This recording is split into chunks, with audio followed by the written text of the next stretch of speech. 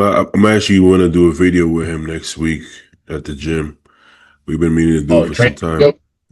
Yeah, yeah. We've been meaning to I do it for think some time. I think people would enjoy that. Yeah, to be honest, well, the hard part is that they like when we talk in the gym, which is great, but it's like a balance, right? It's like you can only talk so much while Yeah. being focused on the workout, But all off season works better. You don't, not that you don't need as much focus in off season, but it's easy to hit a hard set and still have the mood and energy to talk in off season, Yeah. When I'm So like even remotely depleted at all, just saying hello is as far as I want to go with someone. Like that's it. It's like, hey man, how are you? Give you a head nod. yeah, Like yeah. when I'm in prep, I mean, I'm not like in prep for anything right now, but I am dieting. I Mhm. had this guy come up to me the other day.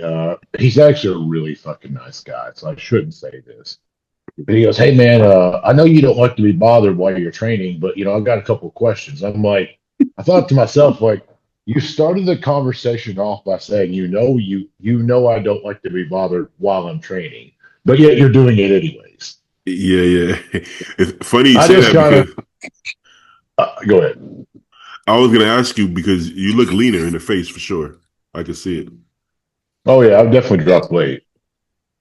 Well, what are you dieting for in particular, or just I just kind of wanted to be fair. I wanted to get. I had this idea in my head that sparked probably like 6 to 8 months ago. I didn't act on it for a while. mm, And now I'm actually acting on it. My goal is one, to try to strip as much body fat as I possibly can off. Now, I understand that, like,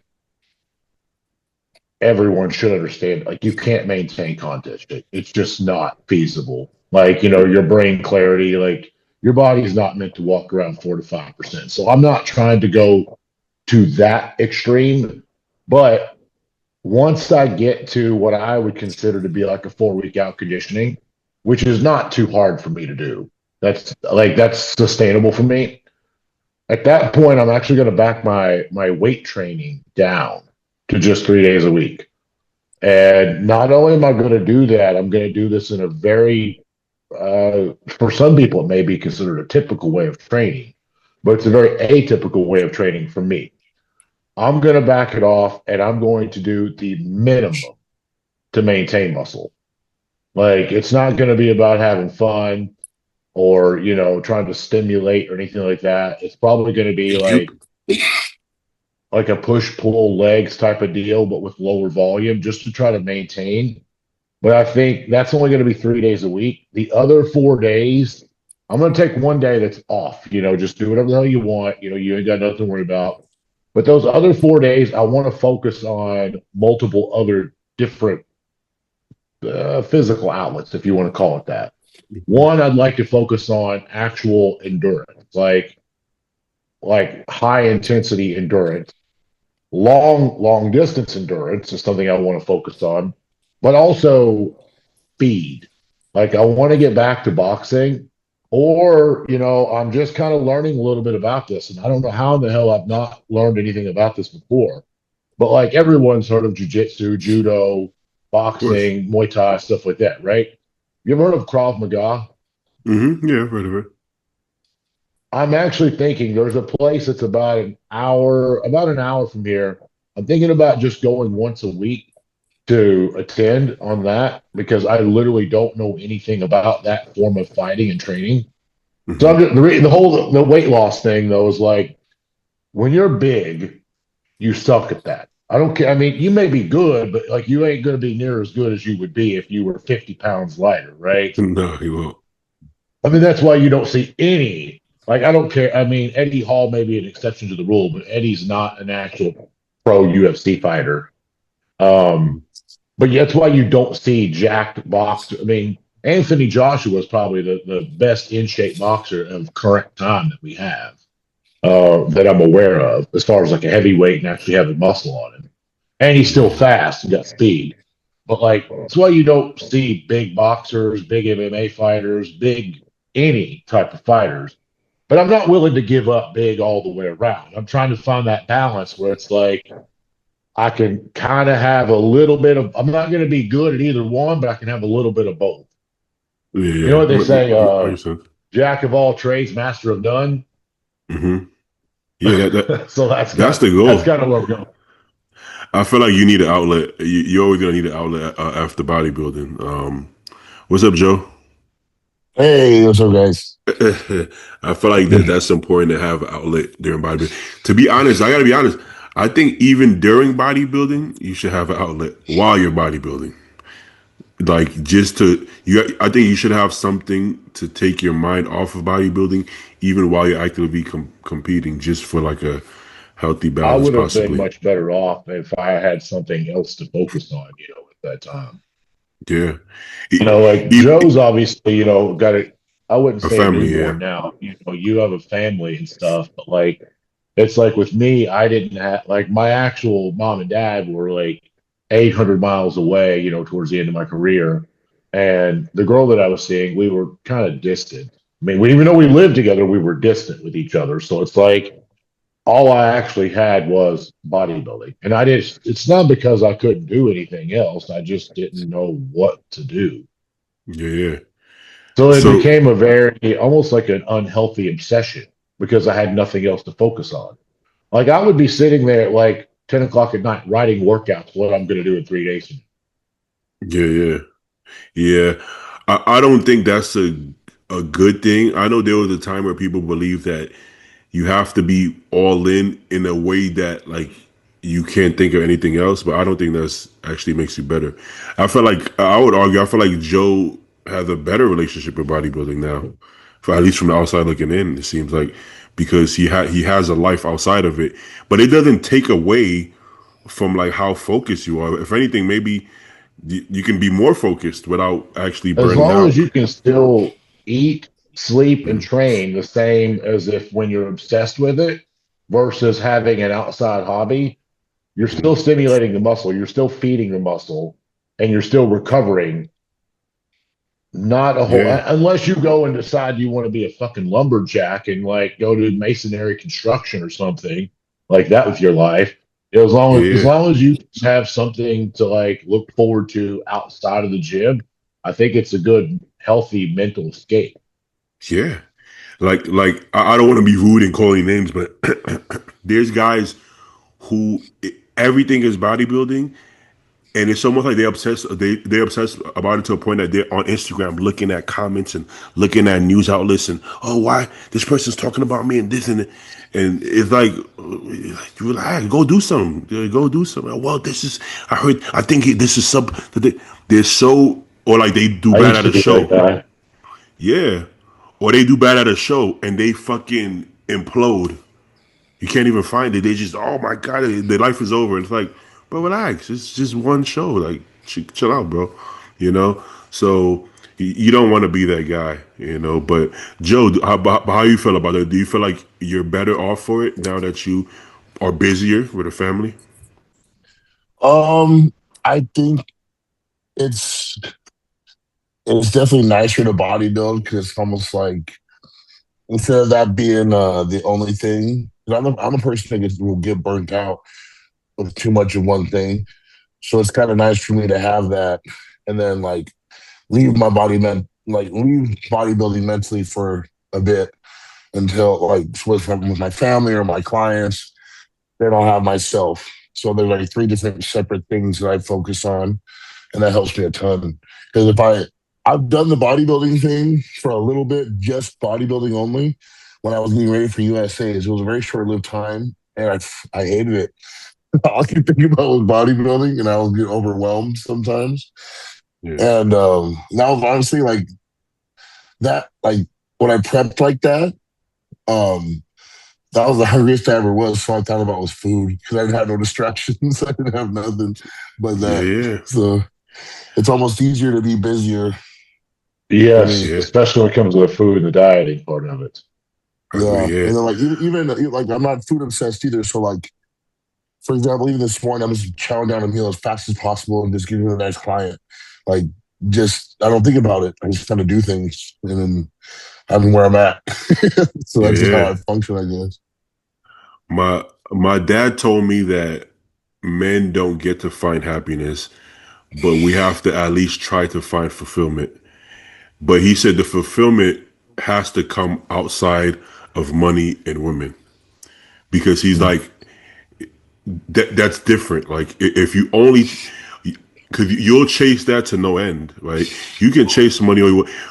Anytime I don't have any money, all I think about is money. I obsess about it, and then when I have it, then I'm kind of like, okay, what's next? Then I'm kind of like, it's not bored, but it's going almost like, now what do I do? I have money. What do I do with the money?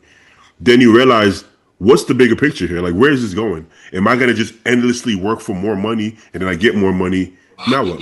What do I do? Well, get a nice house, get a nicer house, get a nicer car, get a nice. Where did it end? I was watching Andrew Tate, and he was like, "Listen, I have nothing left to buy." He said, I have a Bugatti. There's no more expensive cars." He said, I keep upgrading my mansions. I can't get any bigger. Literally can't get any bigger. You know, because I think they were asking him, why do you risk it all? Why are you willing to go to jail? He's like, what else do I do? He said, I already got everything I want in life. Now this makes me happy. Yes, I might go to jail, get killed, but I feel fulfilled, at least spreading the truth. And he's like, why wouldn't you just enjoy your money? He said, I've already enjoyed it. I've had every woman I want. I had like, he won't say how many kids he has, but he had like 30, 40 kids, whatever. My seeds are everywhere. He said, so he keeps thinking, now what? What's next? And I'm like, 30 yeah, or 40 kids? Is that what he yeah. said? Holy shit. He won't say the actual number, but from what I've heard, he impregnates girls from all over the world. But he's doing it on purpose, and he takes care of How them. is He's not like, he? I was going to say, how is he? I mean, obviously, he's loaded with mm-hmm. money. So, like, but like, how is these women not just taking him to the bank on that? Or are they Um, taking him to the bank? what? Keep in mind, he's a citizen in America, but he doesn't live here. So these women are. He purposely doesn't have any women here because the system here, they will take all your money, right? So the Yeah. countries, he's a very smart person. The countries he's choosing, apparently that's not how it works in most places in the world. So he's very calculated.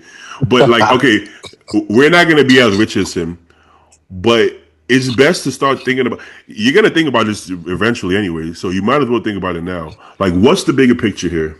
You get all the money. We're probably not gonna have sex with all the girls in the world, but like take that part out of it. Just in general, what's next after you have your dream home, your dream car, your dream family? Well, the family part is fulfillment though for most of us, you know. But what are you actually chasing? I think it's important to sit down and find that out. I think for most of us, if we have kids and a wife, or if you don't have kids, dogs. I'm a dog person. Some kind of family thing to make you feel like you have somebody to come back home to and please. I think that's really what we're chasing, like fulfillment. It makes us feel important. I think men want to feel like they're important to their family or whoever their loved ones is, right? I think that's our validation. At the end of the day, it's not gonna be how pretty you are or how much Yeah. money you have, even, you know. So I don't know. I might I have went think too every too man, every too. man wants to feel purposeful. That's I it. think so.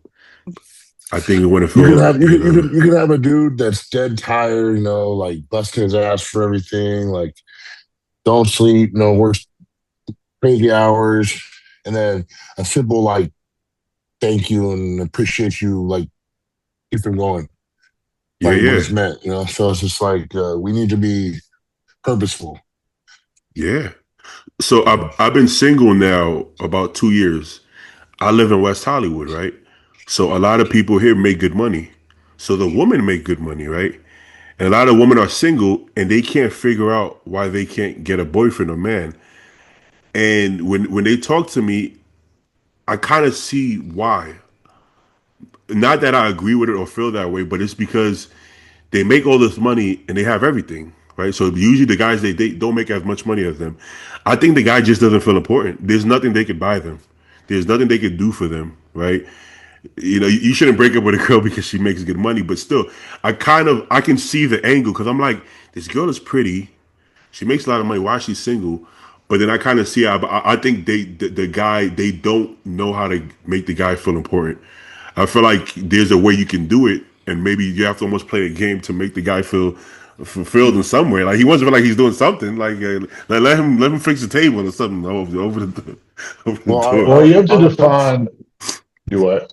I Yeah, was gonna say that every guy knows, like it's embedded in their like DNA that we need to protect and provide. So if you can't do both of those, you're gonna feel off as a guy. I got to be honest. I would not that I wouldn't date a girl doing better than me, but I prefer to date a girl that kind of looks up to me. Like just being That's what completely, I'm just being completely honest. they Looks ain't up. gonna, Well, they let ain't me gonna ask you call they ain't this. gonna call you daddy if you ain't buying her shit. That's what I'm saying because it puts you in a weird situation. She could be the sweet girl. I want a girl shorter than me, so she literally looks up to me, and then like I also like want to know more things than her, so I could teach her shit. Like, yeah, this is how you do this. Oh yeah, that's how you do it. Okay, it makes you feel important. Like, yeah, you didn't know that. Yeah, come here, let me show you something. You know. It's kind of odd when you can't do that almost. Now there's gonna be things that they're gonna be better at than you, of course. That's fine. But I kind of want to feel, and they like that shit too. Girls like for a guy to be bigger, stronger, faster, smarter. It kind of it's kind of how things like I don't want to say supposed to be, but I think we both kind of like that, right? I don't know, Justin. You agree with that? Well, first off, let me backpedal on something really quickly. When you talking about like the women making money, define money. Like, do you mean like, say, someone who just has a really, really good job, like maybe they make a 500,000 or 1 million a year? Or do you mean someone who just has fuck you money, like to the point where it doesn't matter anymore? So in the context, from my personal experience, let's say there was a girl that I dated that she was a makeup artist for a celebrity. So I don't know exactly how much money she makes, but from the looks of it, quite a bit. And then but also she's around celebrities all the time. That's not gonna make a guy feel very Yeah. comfortable neither, right? So she's always somewhere doing making money and being around people. Whatever she's doing, it's gonna make a guy feel a little insecure. Like, what's going on there? She's at the fucking Super Bowl. What's going on at Super Bowl? What's going? So but yeah, but not. I wouldn't say fuck you money though. I would say seven figures. That's not fuck you money in LA at least. That's good No, money. no, seven figures, unfortunately. It sounds ridiculous to say that if you have that much money that it's not fuck you money, but it's not anymore. Not even I close, think son. anything 8 figures You're getting could there. Yeah. potentially you're getting to a range where things don't matter as much when you get to that number. And I've actually dated in that number before, Damn. and it was Okay. not good. It Oh, was not good. I actually didn't know it going into it, and I'm glad I didn't know it. But it is one of those things where there's nothing you can do. You can't buy anything. You can't say anything, and it makes you feel a little bit. At least it did me, anyways.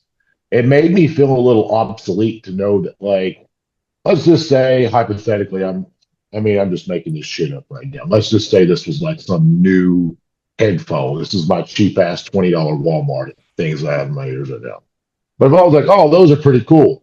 Yeah, those are all right. And then the next day they just pop up in the mail because she heard you say that she bought them. It kind of makes me feel like a certain way that like I I know what you couldn't mean. take the fact that like I feel like a child, but also when it comes to that money that they have is like, and I don't know, I'm not like a 8 figure man either. So like I can't relate. You sure? Maybe You sure, men do Compton? this. Maybe I'm very sure. I'm very positive. I wish, but I'm very sure of that. If I don't know if men make women feel the same way, but like when it got to that point where it was just like I felt like I could just be traded in like a used car. Like you are replaceable. You are. you don't hold as much value because they know they can have another version of you tomorrow.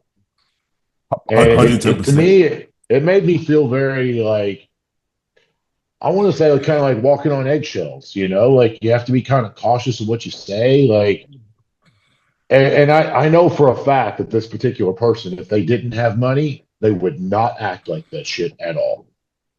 No, no, and you feel that way because it's the truth. This particular young lady that I was dating, the makeup artist, the one time she didn't get what she wanted, she stopped talking to me. She just cut me off because she can. She don't fucking need me. Yeah. So you're like, damn. But I kind of, I'm also old enough that I kind of know that from the jump. So I'm already kind of like, I'm not gonna get too into it because I already know this is like kind of. Yeah. It's kind of risky. So yeah, you want your woman to to need you to some extent. Shit, goddamn. So yeah, I mean, I wonder how women feel about that because women usually date up. So I wonder if they feel like they're on eggshells. But I I guess it feel like depends on. they definitely have a different tolerance to bullshit because I'm sure, like, I actually do know a couple of my friends. One of my friends, I'm going to say he's probably got a net worth at least, and I'm just saying at least because I don't know the true number, but at least 25 million. Damn. Like it's probably, higher than that number, but he's like really one of the nicest guys. Him and his wife get along. But I also know other men who has, they're in the seven-figure range, not the eight-figure range, but their women or their wives are, in that 40 to $80,000 a year salary range, and they basically kind of hold that over their head, like, oh, I pay the bills, I do this, I do this, I do that. So it's like Yeah, yeah, when yeah. you have guys who treat their women like that like they use their money as a leverage point. And that's not the way to have a relationship either. Like Don't just be that because you guy. have more money, you can't just bring that up and throw it in someone's face. And what was ironic is the wealthier lady that I was with at one point, that's what she made sure to do that a couple of times. And I'm like, Uh, wow, I was like, all right, we're taking low blows here. don't be that guy, And not only man. that, she actually was very, I'll give her this, very intellectually smart. Like on an IQ scale, I don't know what a normal or low IQ is. Maybe that means I have a low IQ because I don't know what's normal.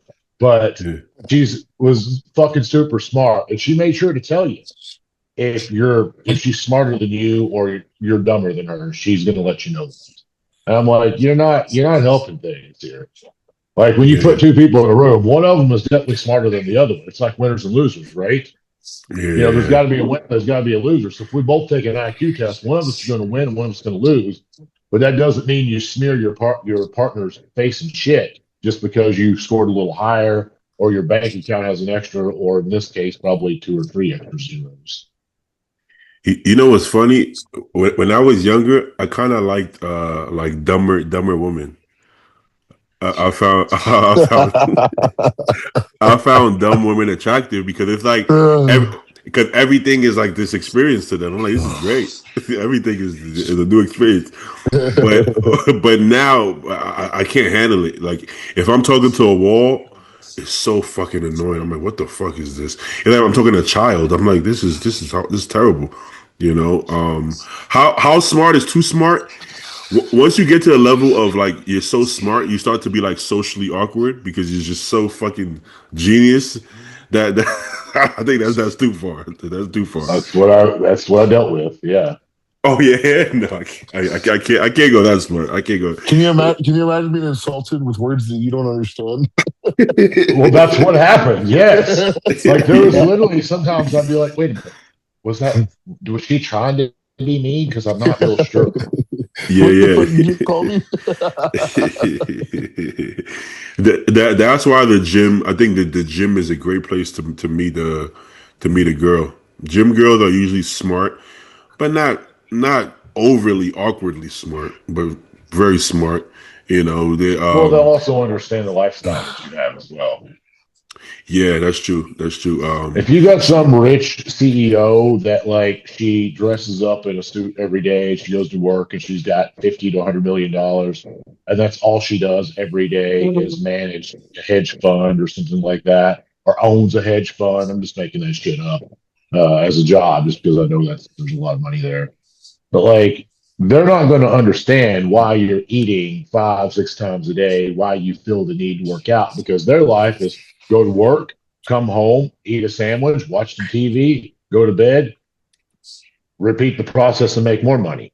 And I feel like Yeah. those are the type of people that, I don't know the proper words here because I know someone has come up with quote, but like, like if that is your entire life, are you actually living your life? Because you're making money, so it's just like work, work, work, die. Like, then what's Yeah. the point Yeah. in that? And I've been around a lot of people, both men and women, that act like that. It's like, it's 60 hours a week. Yeah, I want to. It's not about buying things like you're talking about Andrew Tate, like where he's like, well, I've already bought every car I want. I've already bought every house. It's not like that. These are the people that are hoarding it in the bank account Oh. but not spending a damn dime. But they won't even like eat out. Like I know one person in my life that I wish I could make this up because I saw him do it one day and I didn't know. I had to ask his son. He's an older guy, much much older than us. He was eating these little, those little orange nab crackers, Oh like yeah. little cheese crackers. You can Hmm. buy Yeah. them at Costco really cheap. Like you can get like a dude. I would hate them if I had to eat that whole box. Like, but that's what he buys because they're very, very cheap. And that's what he snacks on. That's all he'll eat. He won't go to McDonald's. I'm not a McDonald's guy, but like he won't fucking go to McDonald's because he won't spend seven. Well, back then it was like $7, $8 for like a value meal, $9 for a value meal. Now it's like fucking 25. But like he won't spend the money, like $8 or $9 on a meal because that's a waste of money and that's too much money for him. Now I want to put it into perspective. This guy has way above an 8-figure bank account and way above an 8-figure net worth, but yet eats Nabs crackers. I'm like, dude, what the fuck is the point? And and he's an old guy too. Like he's a Yeah. very older guy. It's like, what in the hell are you doing with this? This makes no sense to me at all. Like, you could be going on vacations, you could be going places, doing things. Like, every guy out there and woman out there, every person has something that they would like to do on this earth before they pass away. I can guarantee you that I could ask any person I want that's not already dying of a terminal disease, like say someone with cancer, they're going to give me a different answer. Their answer is probably death. But like Hmm. any normal, healthy, functional human being, I could ask them, what would you like to do before you die? And within 10 seconds, they can give me some sort of an answer. Now, it may not be a cool answer that I would like, but they'll give me an answer that they would like. But so everybody's got something different. So when you have that kind of money and you're fucking 70 years old, maybe you should start trying to live while you still are alive. I think sometimes your fear of going broke trumps everything Yeah, else. it does. Uh, It does. I got an extreme like fear of going.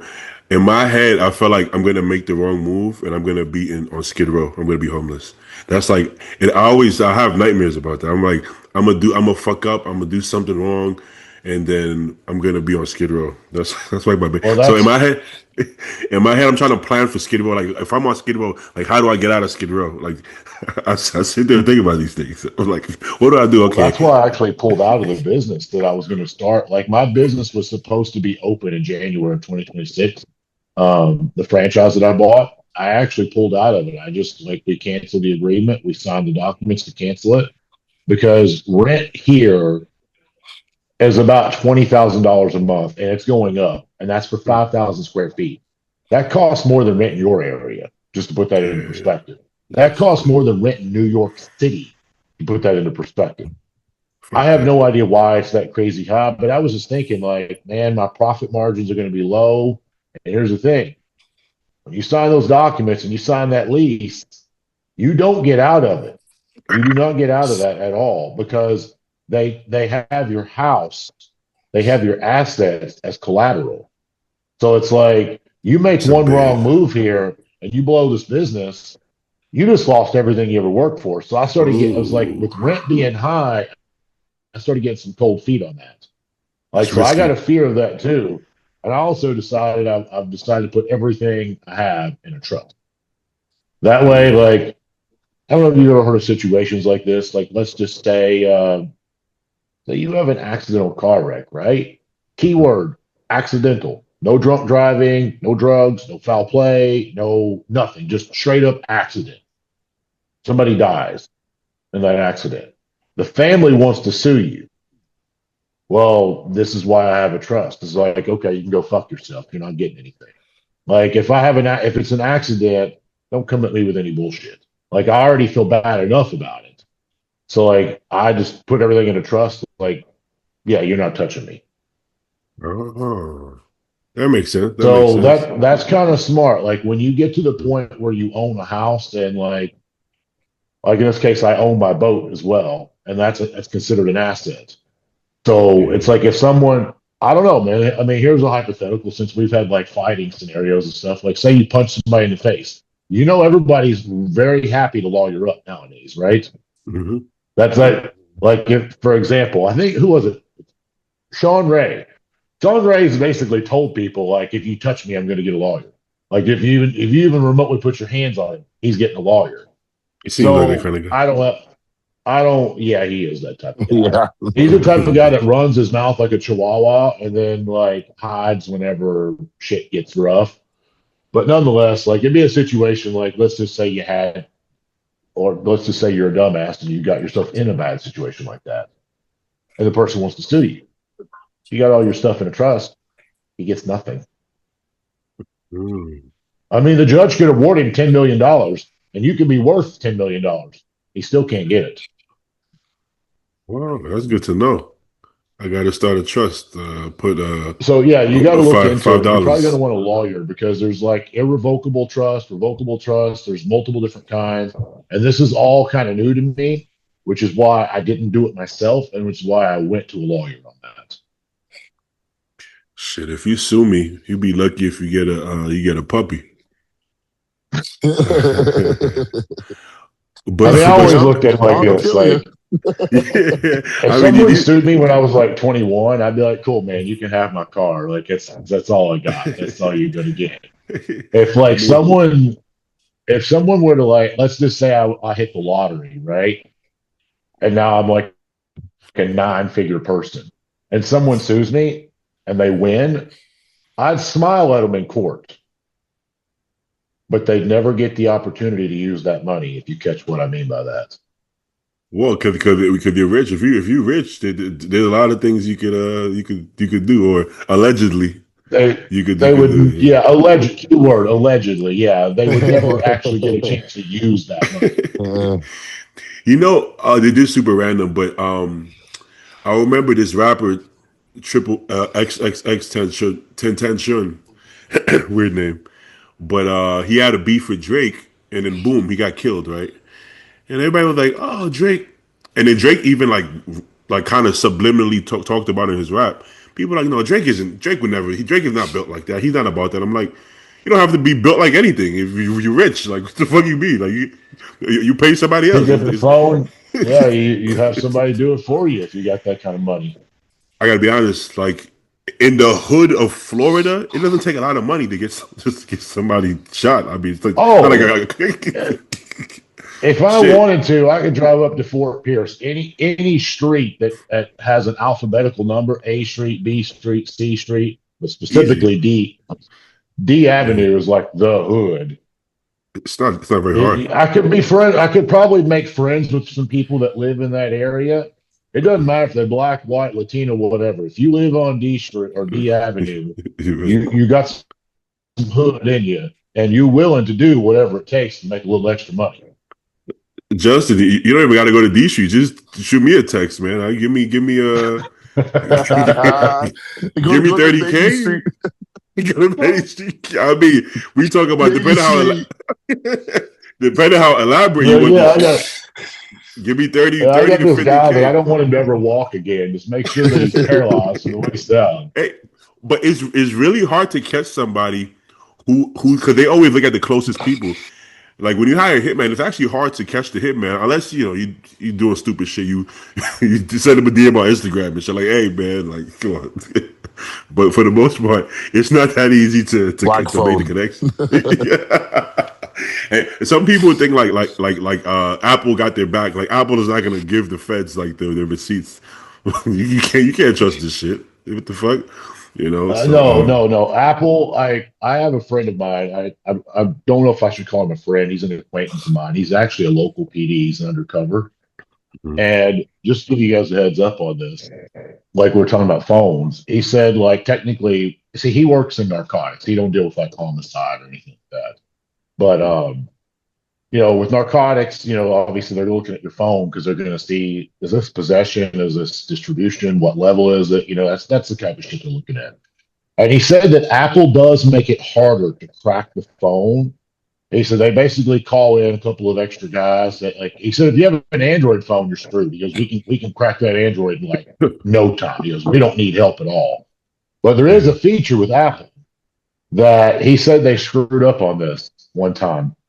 And there's a feature with Apple that like you can log in to your cloud or log into your Apple ID from another device and erase everything that's on your phone. Like just wipe it out. So he said that they took this guy in that was a drug dealer. He goes, we knew it. We had it hook, line, and sinker, but we needed that phone, and they confiscated his phone, obviously. But they let him make bail the next day. So when he made bail, the first thing he did was he went and erased every single thing on that phone. So basically his charges went from like up here to way down here because they couldn't press it. They didn't have the evidence that they good job. needed. Man, I'll tell you this. So Apple, they can get into Apple phones. They absolutely can. Apple will cooperate with them. 100%. But like it is a more difficult process. And I'll tell you guys this: if the feds ever subpoena my phone, delete all your texts to me, brother. Because they're gonna throw me. They throw on the me. floor and stomp on the phone. Well, you know what the most fucked up thing when it comes to phones is I actually was shocked on this, and I was prepared for it. When I went to Canada back in 2016, it was my did I miss something? He's gonna throw his phone on the floor and stomp on him like, "Can't give me now, bitches."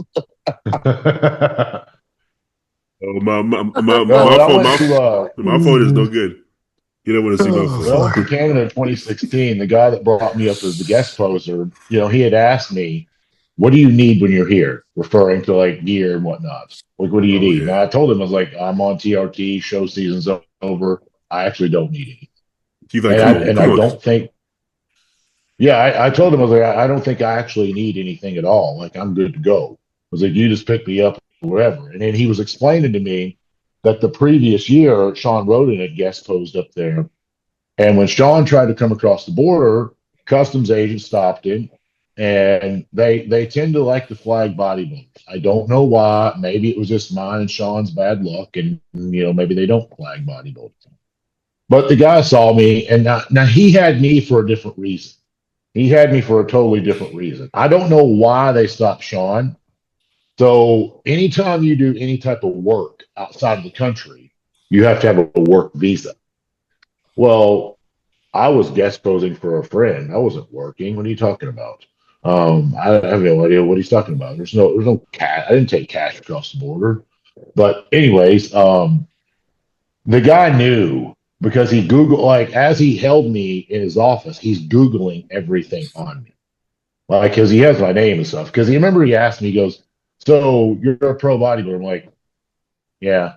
I'm like downplaying it. He goes, so you're kind of famous. I'm like, no, not really, man. I'm just a bodybuilder splitting weights. And he goes, well, it looks to me like you're all over the internet. And I was like, yeah, people like to talk. I was like, I'm just a regular fucking guy, whatever. Justin, I'm sorry to cut you off. Keep talking. I gotta open the door for my sister real quick. And when you're done telling the story, y'all could keep talking, or y'all could just wait for me and stay quiet if y'all want. I'll just edit it, but I'm gonna run down. But just be finish the story. My phone. I'll be right back. But yeah, the guy was trying to get me in trouble because he wanted to send me home. Is what he was trying to do. he wanted to see, because if he would have read mine and that guy's conversation, he would have saw, this is what I charge the guest pros and stuff like that. So, anyways, long story short with that, the guy told me, he said, before you go through customs, he said, clear everything out of your phone, all of it. And I was like, why? He goes, because if they stop you, he goes, they will ask to see your phone and they will go through your personal private text message. And I thought, like, what the fuck? That's odd. Like, because he told me the previous year with Sean Roden, John had went up there, they stopped him, and they were literally reading the text messages between him and his girlfriend.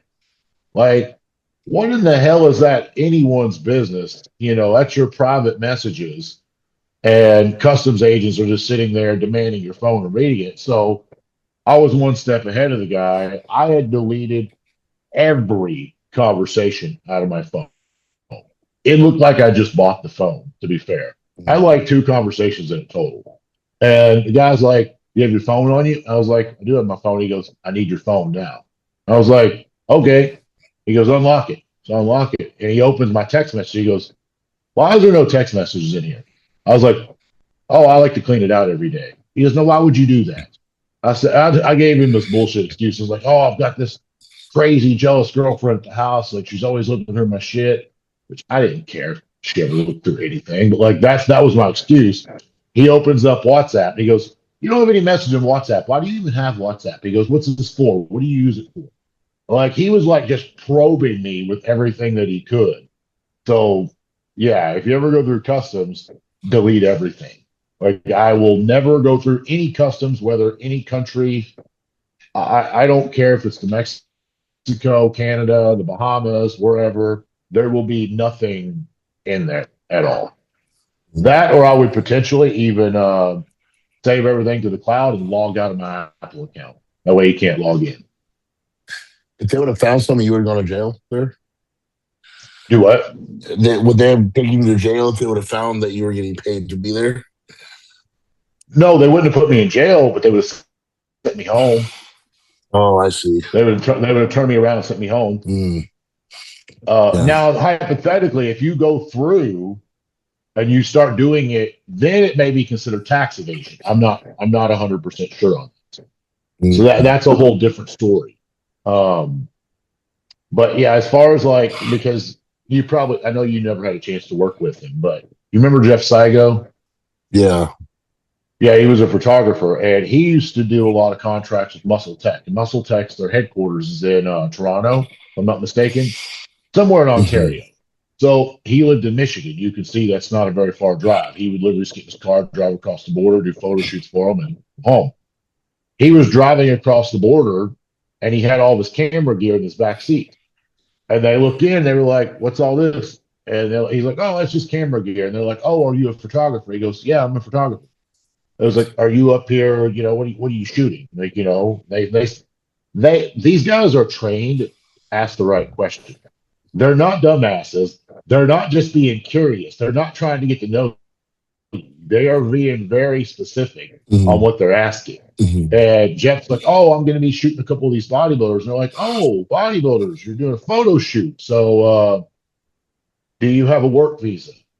And he was like, no. And they were like, oh, well, then you're taking money from a Canadian photographer. Then you got to go home. Send him home. They wouldn't let him cross the border. Turns out what he ended up doing was he had his mom, because he lives so close to the border. His mom, I guess, drove like a van or something. I don't know what it was. He just takes all of his equipment and puts in the van and then drives back across the border himself with nothing in his vehicle. And they couldn't stop him that time because he was coming through with nothing. And then he just gets all of his shit and still does the shoot anyway. Yeah, but I mean, yeah, Canadians are a little bit harsher on things. And quite frankly, I don't have any real desire. Cut you out, Justin. Just wanted to shout out you guys. I saw that biddy just ran out, so I just wanted to stick my head in and shout out you guys. Love what you're doing, Joe. And thank you, since I met you already, Justin, still loving everything you're doing. Would like to meet you one day, Joe. So hopefully I get to meet you at one of your shows. You guys ever met? Oh, for sure. No, not in person. But he's got better genetics than me. Man, I'm following in your footsteps, man. I've been watching your growth these last couple of years, and I'm super impressed. So I hopefully I appreciate could you, keep up man. the growth and keep pushing and shout out you guys. I'm gonna get back. I'm gonna get out of here before Vinny come back. But For sure, love the man. podcast. Love Yeah. everything. Yeah, have a good Thank one. you, man. Thank you. Yeah, have a good one, man. It was funny when you sat down. I was like, okay, let's play it off like we don't realize it's a different black guy. And just start having a normal conversation. So what's up, baby? How was it? Very But cool him, guy. have you seen his show pictures? Like that was Yeah, like his first show. It was yeah. insane. He And I this think is he's another one of those guys that like the average person, they can't when I say average person, people who either go to the gym, they haven't they maybe they've taken a cycle, maybe they've taken 2 cycles, maybe they've taken 10 cycles, but they still look average, which I hate to say it, that's probably 80% of the gym. You just don't know they yeah, take gear because they suck. I mean, yeah, pretty much. it is what it is. But like he was actually natural, and then like I think it was I don't remember what all they did. But like first show, pretty much like one season, almost gets his pro card, like right out of the gate. Like Yeah, that's how you know someone's actually natural when they can just rapidly grow like that. yeah. It's crazy because I remember when I was posing for Casey. He helped me with my first show that I did Yeah, naturally, and he would laugh when he would see me pose because he was saying the same thing. Like, like 90% of the people in this gym, Joe, are on more shit than you can imagine. They don't look anything like you. So it's just like, yep. you're right. Most people look like shit. So, Well, um, there was a study done by Cleveland Clinic, and you guys maybe you could probably Google this if you get back. There was a study done by Cleveland Clinic, and I guess it was done by a random survey, and it was asking men, have they ever recreationally used anabolic steroids? The number was so astronomically high, it blew my mind. It was basically like 1 in 5 men between 18 and like 50 years old have used PEDs. Like 1 in 5. Like that's 20. That's 20%. It was actually a little higher than 20% because they gave a numerical value. But I'm rounding down and saying 20%.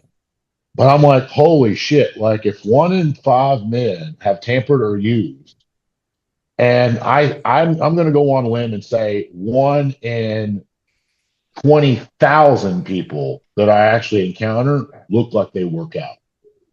I didn't say look like they were big. They look like they work out, which is insane that 1 in 5 use or has used, and I can't even tell that they have a gym membership.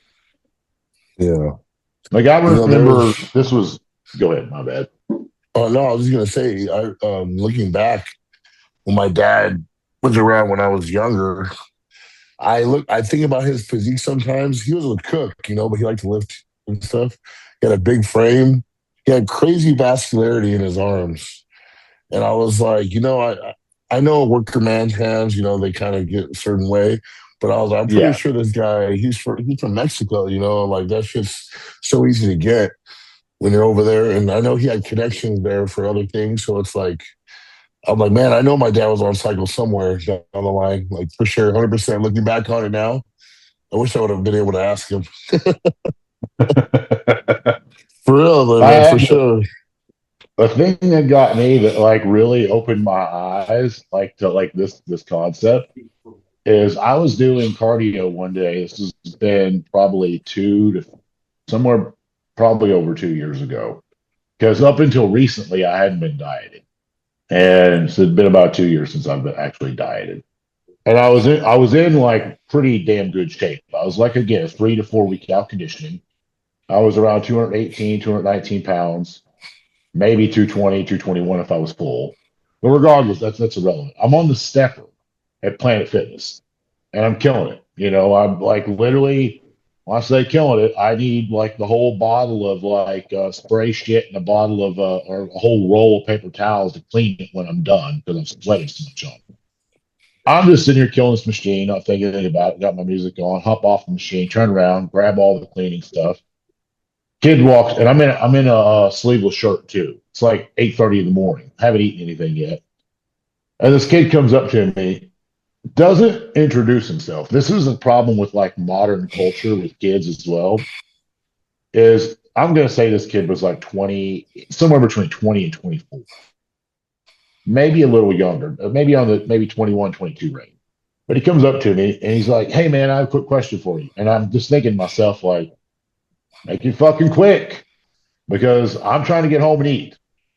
But I didn't say anything. I was just like, "Yeah, what's up?" And he goes, I wanted to ask you. He's like, "I've been taken," and as soon as he said that, I was like, "You don't know me. You didn't fucking even introduce yourself, and the first thing comes out of your mouth is drugs. We ain't gonna get along. We're absolutely not gonna get along." So he's like, "I've been taking this and this." After like started like after he names like three things, my blood is starting to boil. I think my blood pressure was going up after I got off cardio at that point. And I remember I heard the words 750, 500, and 500. I'm like, okay, that's 1,750 milligrams total. This kid did not weigh more than 170 pounds, like 20% body fat. And he's like my height. I'm like, "You're taking over 2 grams of gear and you look like shit, like pure shit." And I didn't, there's no nice way to say that. I didn't belittle the kid's physique. I just looked at him and said, "I don't want to talk about drugs." And he like persisted. He was like, "Well, I was having this issue because I was taking this." And I said again, I was like, "Dude, I don't want to talk about drugs." And the third time he persistently tried, I was like, "Dude, what fucking point are you not understanding that I'm not here to talk to you about drugs?" I said, "Fuck off." And then the kid was like, "Have a good day." And I'm like, "Yeah, just because you see someone bigger than you doesn't mean you can just walk up and ask them whatever you want." And then two, it's like, little did he know I hadn't been on anything. And what would that have been? 24. I hadn't touched anything in like 8 years. And here this kid is taking on like probably 2 or 3 grams if I would have listened to his full conversation. And I was better than him when I was natural at 15 years old. Literally. Those all the very first set of progress pictures I ever took was like out back underneath my parents' porch. And they're on like bodybuilding.com. I've been working out for like 6 months, just not having a clue about form, mind, to muscle, just picking up weights and moving them from point A to point B. And I looked better than he did at 15 years old. And this dude's taking over 2 grams a year. It's ridiculous. Sometimes though, I believe that's why people think that it is the drugs because of that exact reason. Like they don't see no progress without them at all, but they also are willing to put in the time to even see progress. They think they're going to go to the gym for a month and have like 15 to 20-inch biceps. But Ridiculous. Well, yeah, most people. I've encountered so many people throughout over my long journey of the sport. I've encountered a lot of people that just they feel like I've heard the exact quote, "Man, I need to get back in the gym and get on a cycle." I'm like, what you really need to do is just get back into the fucking gym and get on a diet first. But the first thing came to your mind was, "I need to get back to the gym and get on a cycle," when in reality, you don't know how to train and you don't know how to eat. So no matter what cycle you take, it's not going to work. Yeah. yeah, Well, it's a damn shame. that's It's kind of the like these kids that are recording before they even have a body to show on camera. Yeah. I was I think talking they're about that yesterday hoping. to Paul.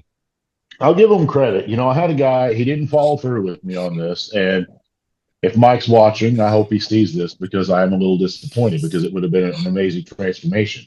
Have you ever saw those videos where people they'll go to a mirror and they'll take a selfie every single day in front of the same mirror? And then they basically say they got 360 selfies. They put them into like this app. And it basically turns it into a movie. It's like fast forwarding through it because it goes so quickly.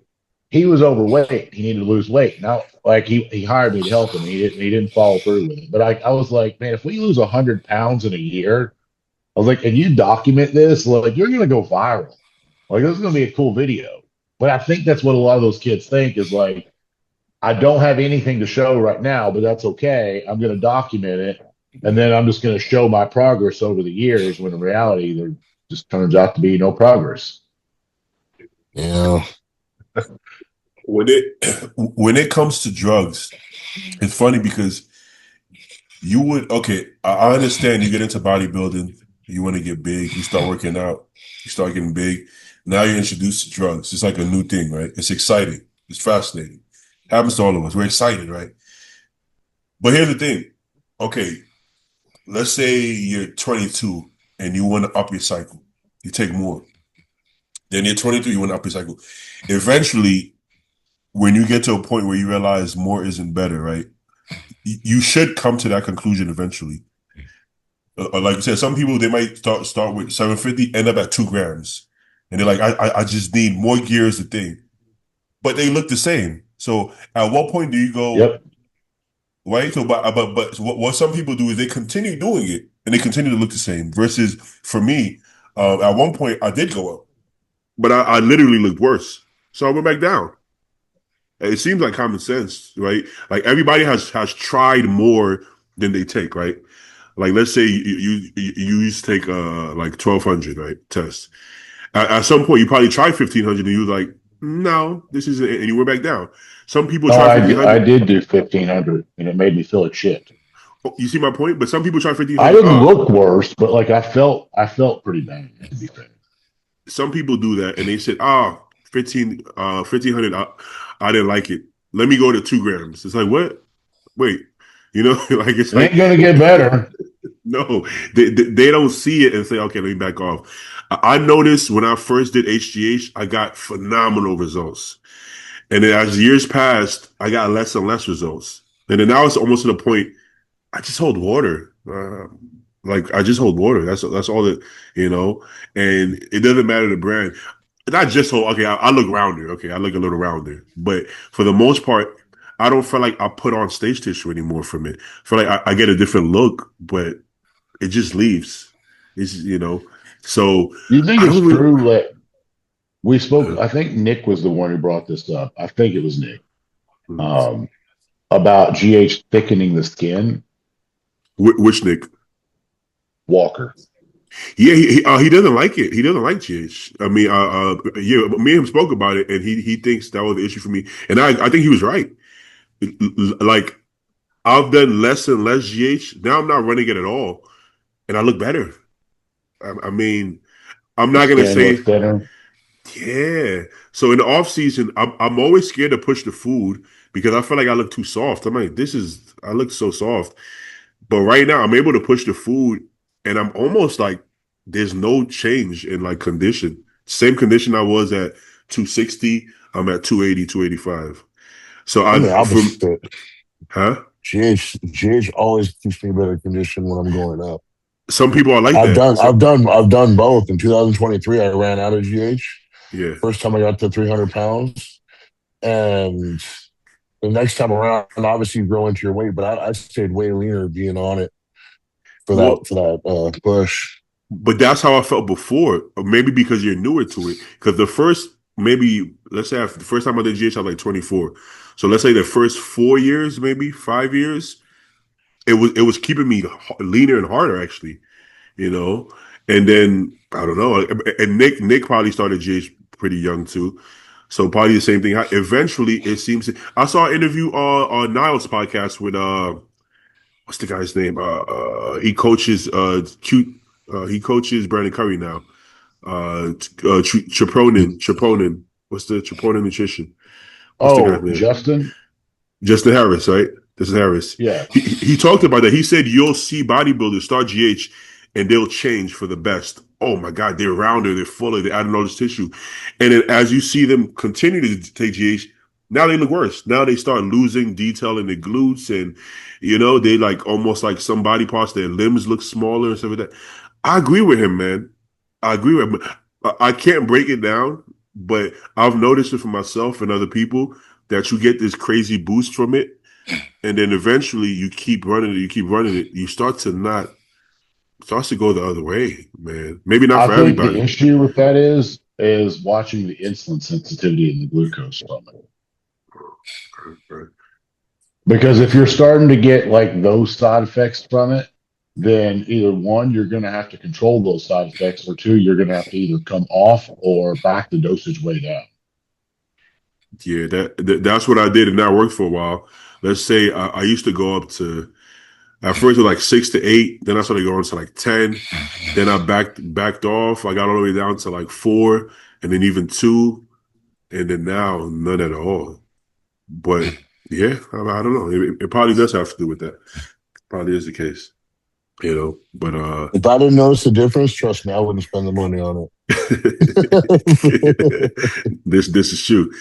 Like I almost want to say I look better in like the first week or so, and then eventually it just goes backwards. But yeah, there's a small period I where think it affects that was everyone.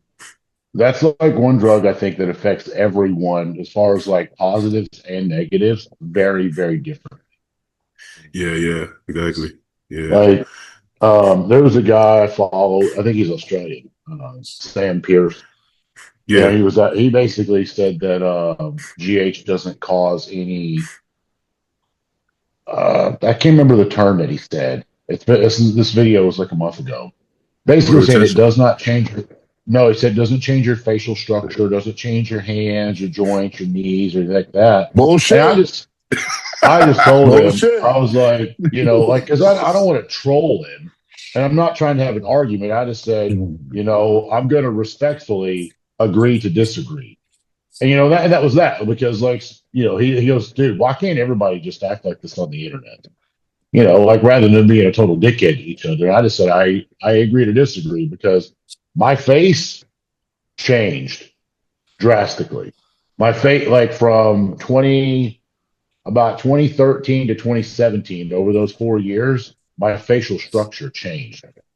Some My guys head it bigger. don't. Yeah, mine got bigger. I mean, shit. When you wear a hat, right? When you got to Oh get a yeah, bigger hat. Yeah, it ain't shit. the hair. It ain't like we got so much hair back there that it's just taking up space.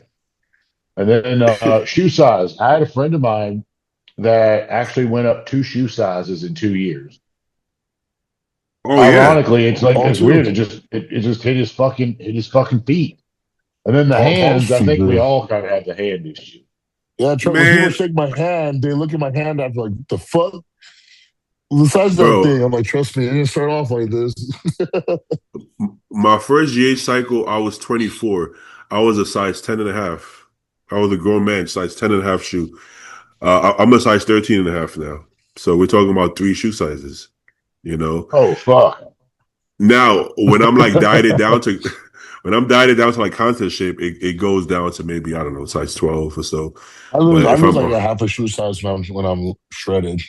yeah, Is it it kind because of of goes back like and the forth. width, like the width of your foot's not pushing as hard Yeah, against the yeah, shoe? It's yeah. the width. It's the width. Yeah. Yeah.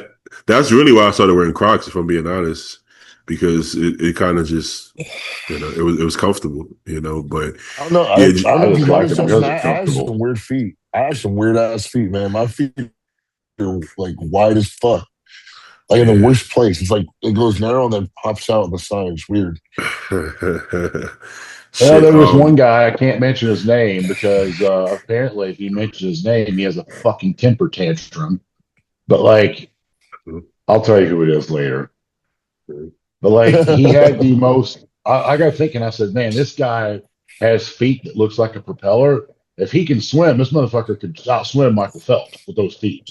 Like, I mean, it looked like some straight up flipper looking shit. I know who you're talking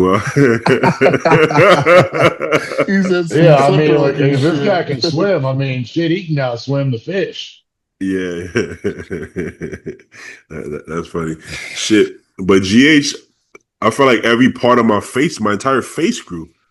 Every feature of my face grew. Just everything is grew. Everything. My lips, You know? nose, forehead, cheeks, Exactly. jaws, all of them.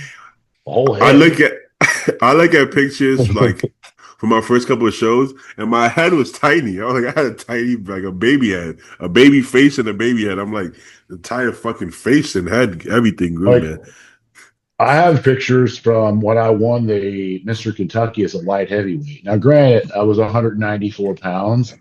I was probably lighter than that the day of the show. Like I was probably closer to like 190, 192 maybe. But either way, you look at my face. I mean, I was 22 years old, I think, at that show. 21 or 22. But either way, it's like you're a grown man at 21 or 22 years old. Like your head should not be growing at that point in your life. Mhm. Like, and I had a normal sized head. It was a normal shaped head. Now I don't know exactly what I got, but I have not what it was. We That's talked all I can about say. yesterday. I talked about I have like fucking hot dogs on my neck now and shit. Like a pack of hot dogs, and I was I like, think that shit just becomes like that becomes part of it's being permanent. big, in my opinion. Even No, when I no, get no. shredded They're now, not. They're not that permanent. motherfucker still stays. Oh, it When I leaves. got no, so When I'll lose like two of the hot dogs, and I'll still have like a good solid one right there at the end of a I've diet. got one, but like when I'm like 240, 250, mine is more. I mean, my hair's a little bit longer right now. Not long, but longer. Uh, Mine will have like one big roll when I'm like 240 to 250, but my body fat is probably like 16%. But when I Yeah, get under, excuse me, when I get under 10%, I don't have a roll. But I have noticed I've been cutting my hair very, very short lately. And when I was in college, I used to just straight up do like a buzz cut from time to time, like a military style buzz cut. I mean, literally, they just lined the front up. It was like a half on the top and nothing on the sides. And damn. my head was actually smooth, like as in like the skin didn't look all wrinkled and shit like that. Well, now as I'm older, I notice just like if you just take my head, not on the top, but in the back, it's like if you just push it together like this, that's kind of what it looks like. I'm like, what the fuck is this? Like I can never go bald because if I go bald, this is not going to look good. Fuck, do I have that shit? Hey, is it part of getting bigger? Because when I shaved my head bald, it wasn't obvious, but yeah, I had a little bit of that as well, actually. I just think when we get bigger, like for example, like when we go to another expo, take note at like your guys that is like 250 plus, look at the back of their heads. The vast majority of them is going to have that going on. Yeah, for sure. Yeah, I Hey, don't know speaking of the the connection expo, to it. I don't know if it's just pure size, pure body weight, if it's a specific drug, a specific, I don't know. I don't like it. I I know we're don't like all that not shit. doing the same dosage. We're all not eating the same food. We all don't have the same genetics. Like there's a lot of different factors, but yet that's a common denominator that we all have. it was cool at the Imagine. expo. Uh, Eric Jansky did that scale weight thing and the uh, height. So if people like question any of my AI and synthol muscles, they just go watch that video. I weighed that was like towards the end of the rebound, Justin. I got to like 293. And that's on camera. I stepped on I scale was on at the 5'8". Olympia, right? Yeah, yeah. I got it Yeah, on yeah. You camera. told me Eric got you there. Yeah, he got me. that's the point we're at, right? There was a time where people would see Joe and be like steroids, right? Now people see like a beach physique and they're like steroids. So when they see Joe, it's like that's not even steroids. That's just AI. That has to be just a fake. Ironically enough, about an hour, probably about an hour before we got on this podcast, like I used to, like you didn't get near as much traction online the last 2 years as you are right now. Like this rebound, like changed your internet persona for sure. Yeah. Like it was one of those selfies where your shoulders just look really huge. I'm sure you had a pump from hell that day, and I'm Yeah, sure it was you shoulder nailed the day. angle. Yeah, it was shoulder day. You had the right pump, you had the right angle, you had the right lighting. It's not an edited photo, it's not an AI photo, and it's not synthol, it's not any other bullshit that people think. But like I remember seeing it pop up, and I was like, okay, I normally don't say that. I was like, but I got to go to bat on this one. And now I'm seeing like multiple people taking that. And I saw one earlier today. I was like, you know what? Like literally, it was like it showed the before where it looked like you were, I think it said 2022 or something like that, Mhm. 21, 22. I don't know. It's one that people cropped it from you. And they were like, little bit of gear, a lot of gear. And I'm like, and I see it, and it's like, this is this is a lot of gear versus a lot more gear. And I'm like, if y'all had any fucking idea. Like, but I'm like, I'm not gonna engage with those type of people anymore. I'm trying to make it a pact to myself to just not engage with retards. And like, I'm sorry, I got to use that word. Like, I don't care That's who what it it comes offends. down Like, to. That's what it comes yeah, down it's to. like Fuck. we're not supposed to say retarded anymore, but there's a lot of fucking retarded people in this world. That's But not autistic. They're just stupid as shit. But like, Yeah. I just learned that like when somebody has their head made up on something, like they got their mind made up, you're not changing it.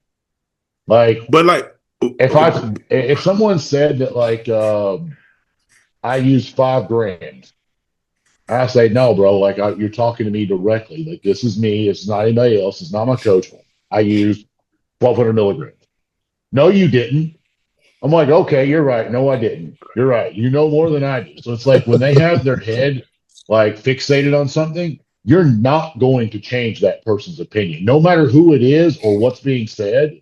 You're not changing. It's just like I don't want. I'm not going to have a political discussion. But like, if you're left and you want to explain something logically in a right wing format, they don't give a fuck because their opinion's already been, Well, the it's been fundamental. formed and it is not going to change.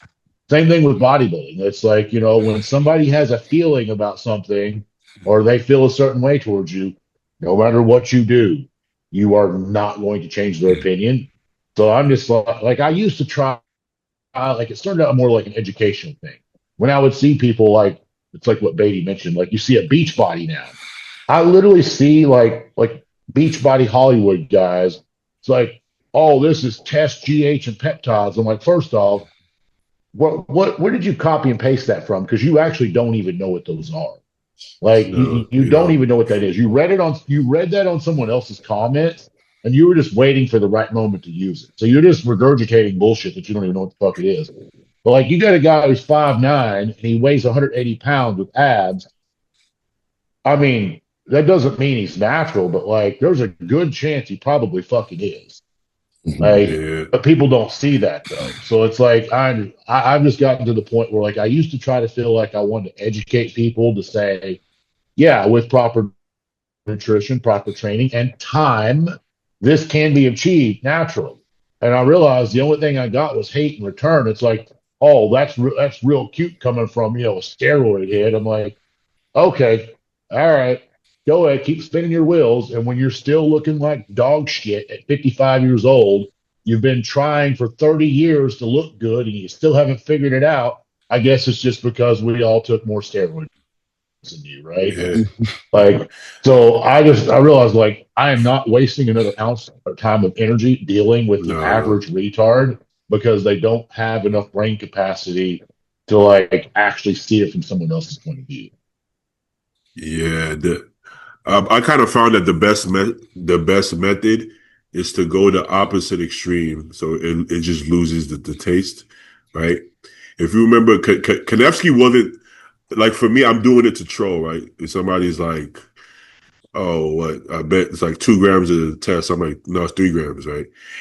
I'm trolling, but Eric was actually being honest, and people. Okay, so let's say somebody's like, "Oh, he has to be at least doing 3 grams of test." He's like, "No, I'm doing 4 grams," but he's actually serious. And they got to the point people started not believing him. They're like, "No, he can't be taking that much." So if you're taking this much, you're lying. You take more. If you take more than that, now you're lying. You take less. I'm like, what the fuck? Like, I'm gonna use that approach. I'm gonna try it. I'm gonna You bro, post know, a it's throwback of myself and just wait for somebody to be like, "How much were you taking?" fight guy. And I'm be like, "How much do you think?" And when he says like 4 grams, I'm gonna be like, "Dude, 4 grams? That was a That's nothing. daily dose. What are you talking about?" He gonna be like, wait, no way. Yeah, you try. I'm like, so I'm lying either way. If I take less, I'm lying. If I take more, I'm lying. You can't. It has to be exactly what you think I take. That's the only right answer. Whatever number you have, that's the only right answer. Like, it's Yeah. insane. Yeah, you just have Yeah. people out there, like just like you say, that no matter what you tell them, they ain't believing it. Uh-huh. The way I look at it is that why does it matter? Let's say Joe went from a little to a lot.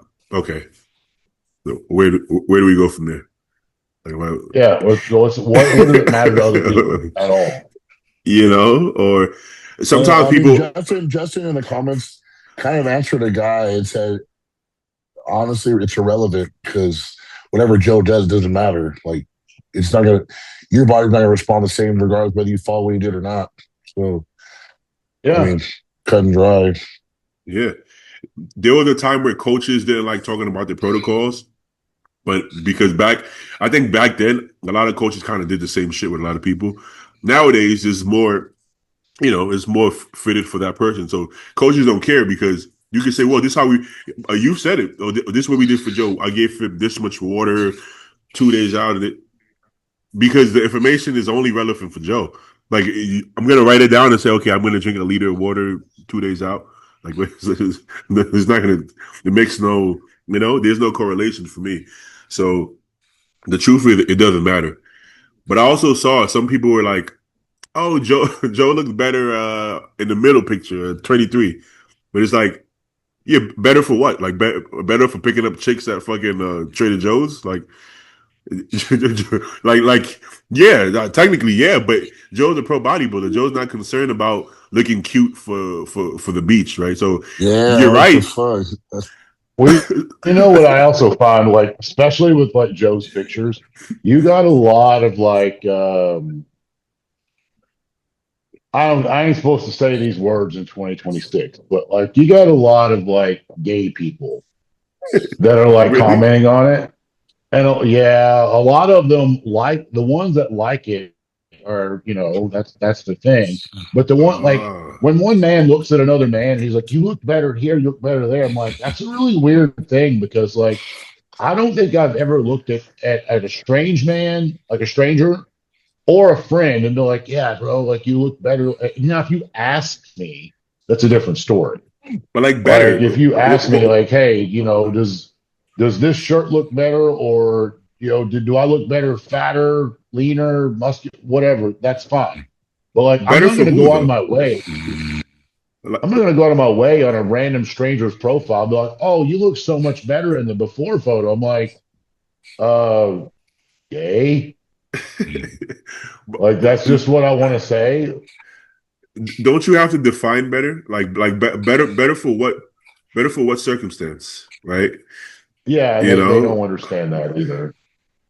it's like if you're a swimmer and you have to get in shape for swimming, and you're like, you dropped too much weight. You look better at 210. It's like it's irrelevant. I mean, I'm trying to be Like better at swimming. exactly. Like hypothetically, if Joe did like a reverse transformation and he drops back to like 180 pounds, somebody's like, "Oh, dude, man, you don't look good. What's Exactly. wrong? Your health is bad." It's like when Exactly. I drop back, people's like, "Oh, dude, there's all this wrong." Like and then I blew back up. Oh shit, he's back on steroids. He's gonna die soon. I'm like, come on, guys, make up your mind. Like, You know, which one is it? Like, it's am I funny good or though. am I not good? There's no That way picture around you it. pulled up, baby, Uh-huh. that picture that one, it trips me out because like when I was growing up, I looked at like the big dudes and be like, man, I want to be fucking huge like that. It's like, so I tried to lift as heavy as possible, all these things that I thought would make me huge as fuck. My mom always taught me eat as much as you can. But most people nowadays want to look like me on the left. And I'm like, that's like a pretty boy physique, like actor looking. Like, why don't you want to be like a fucking man? Like, why don't you want to be a huge fucking man? I never understood that. But I didn't want to look Times so pretty. times have changed because there was a time where we used to be like, all these guys, all these men's physique guys, all these classic guys, they really want to get as big as open guys. They just they just can't or not willing to do the work. And at the time we used to say that, that was usually true. But nowadays, it's actually not true. Like a lot of guys actually don't want to look like open guys. Like a lot of guys actually That's what I'm saying. What happened? I don't Or know. or is it like so? I was talking to Art Regis, the Phoenician owner, And I was like, what happened to the time where it's like when you were a young guy in high school, like super excited to get to 200 pounds? You didn't give a fuck what you look like. It's just, man, I feel big at 200 pounds, you know? Now you got guys asking like, hey, I want to get to this weight, but I want to keep my abs, you know? I don't want to get fat. Like, who the fuck cares if you get fat? You're getting fucking huge. Like, you know, like what the hell happened? Or like when they try to do super strict form, like, yeah, I don't want to hurt myself with the heavy weight and shit. It's like, dude, like, what? I used to be like, look forward to trying to put more weight on the bar, like, be strong as fuck. Like, people don't care about that anymore. What happened? No, that's where your science-based guys come in, the way that they want to tell you how you should and shouldn't lift. And I don't know if you ever saw any, like, the science-based lifting fails, like sometimes with a band snaps or the cable snaps or something ends up they get hit in the face with something. Like, it makes me so fucking happy when I see that. It's like you guys are trying to reinvent the wheel. It's like you're trying to do a tricep extension with a band holding you down here, so you're keeping all that lateral force going to grab like all this mumbo jumbo shit. You just overcomplicated one of the most simplest exercises in the gym, and all of a sudden a band just smacks you across the face, and it's like, good. I really hope that hurt, and I hope that actually fixed your retardism, and you'll go back to lifting normal. Yeah, we did. Speaking of science-based guys, so that guy, Dr. Mike Israel, he's funny as fuck, honestly. He's funny. So he followed me recently, and I like around that time he followed me, I posted my current leg day looking legs, like post leg day picture. And he comments, he said, God damn it, now I have body dysmorphia. She cracked me the fuck up. Well, I think Mike's had body dysmorphia for a while. Because isn't he the guy? So I don't know a lot about Mike. I can't speak negative or positively about him. He's like funny, man. I genuinely don't know. He is funny. He's very intense. I just know that like this is my thoughts on this, and I know one other guy who did this, and I did kind of frown upon it. I didn't say anything. I just went on. But like, if you're going to talk about bodybuilding and you're going to coach bodybuilding, and you're going to be about bodybuilding, there's two things. One, we ain't going to get into on this podcast, but there's another thing I feel like you just shouldn't do, and that's lipo. And didn't he get lipo done? Because I saw like multiple pages making fun of him for getting lipo done. He did. It's gonna be like, here's Mike, here's Ratel's. They'll say like, oh, here's his approach to training and nutrition. And I'm not saying it's right. I'm not saying it's wrong, but it's like I'll see the comments and they're like, if it's so good, why do you have to go get lipo done? Hey, so I didn't know that. I just feel like you shouldn't do that. If you need to get lipo for your personal reasons, that's fine. But if you're a bodybuilder, you need to fucking work for that. Because you're building a habit, you're building discipline by doing that. I think especially if you try to teach people how to bodybuild, that makes it kind of like, right? It's like the girl that teaches girls how to build a butt, but then she has a BBL, right? I think it makes it kind of strange. Now, I'm not gonna lie, the shit looked good. They did a great job on his lipo because he didn't look like this before. I'm not gonna lie, because he always had that like even in shape, he was never peeled, but even in shape, he had that boxy, that real boxy. You know that look I'm talking about, the real boxy looking frame. Mike. Yeah, and look at his waist after the lipo. Man, it's looking shit. He got his waist came in, bro. I'm not gonna lie. Like especially at the bottom. Actually, I don't follow Mike, but this definitely looks a lot better than the version of him that like I see that always like. But you know how people are; they always love to take your worst photo and then make that go viral. But he really looked like that. His stomach was just really blocky. I know why he got it, because I don't think he could have changed that naturally. So I get it. It's just that when you give information like the way he does, it just seems a little odd. But the shit looks good. I ain't gonna lie. His waist looks. I don't like when they pull their pants down like that, though. Personally, I think it's a bit. I think it's a bit much. I don't got to see all that. But yeah, he's trying to make sure he hits all the audiences. Yeah. But like he's one pube away from showing his wiener, man. Hey, he got to repost that doctor because that doctor did a great job with that Yeah, tummy tuck actually, I abs. don't see any. I don't see any scarring. I mean, I don't know what the backside looks like, but I'm assuming he's going to turn around here. No, he didn't turn around. Either way, No, he didn't I turn don't around, but see any loose skin, and I don't see any scarring. I don't see any incisions, any holes. I don't see anything. So, like, yeah, whoever did it did a really good job. I'll give him that. yeah, send us the. Oh, they liked it. This might be them. Male plastic surgery. Okay, Probably that. yeah, probably them.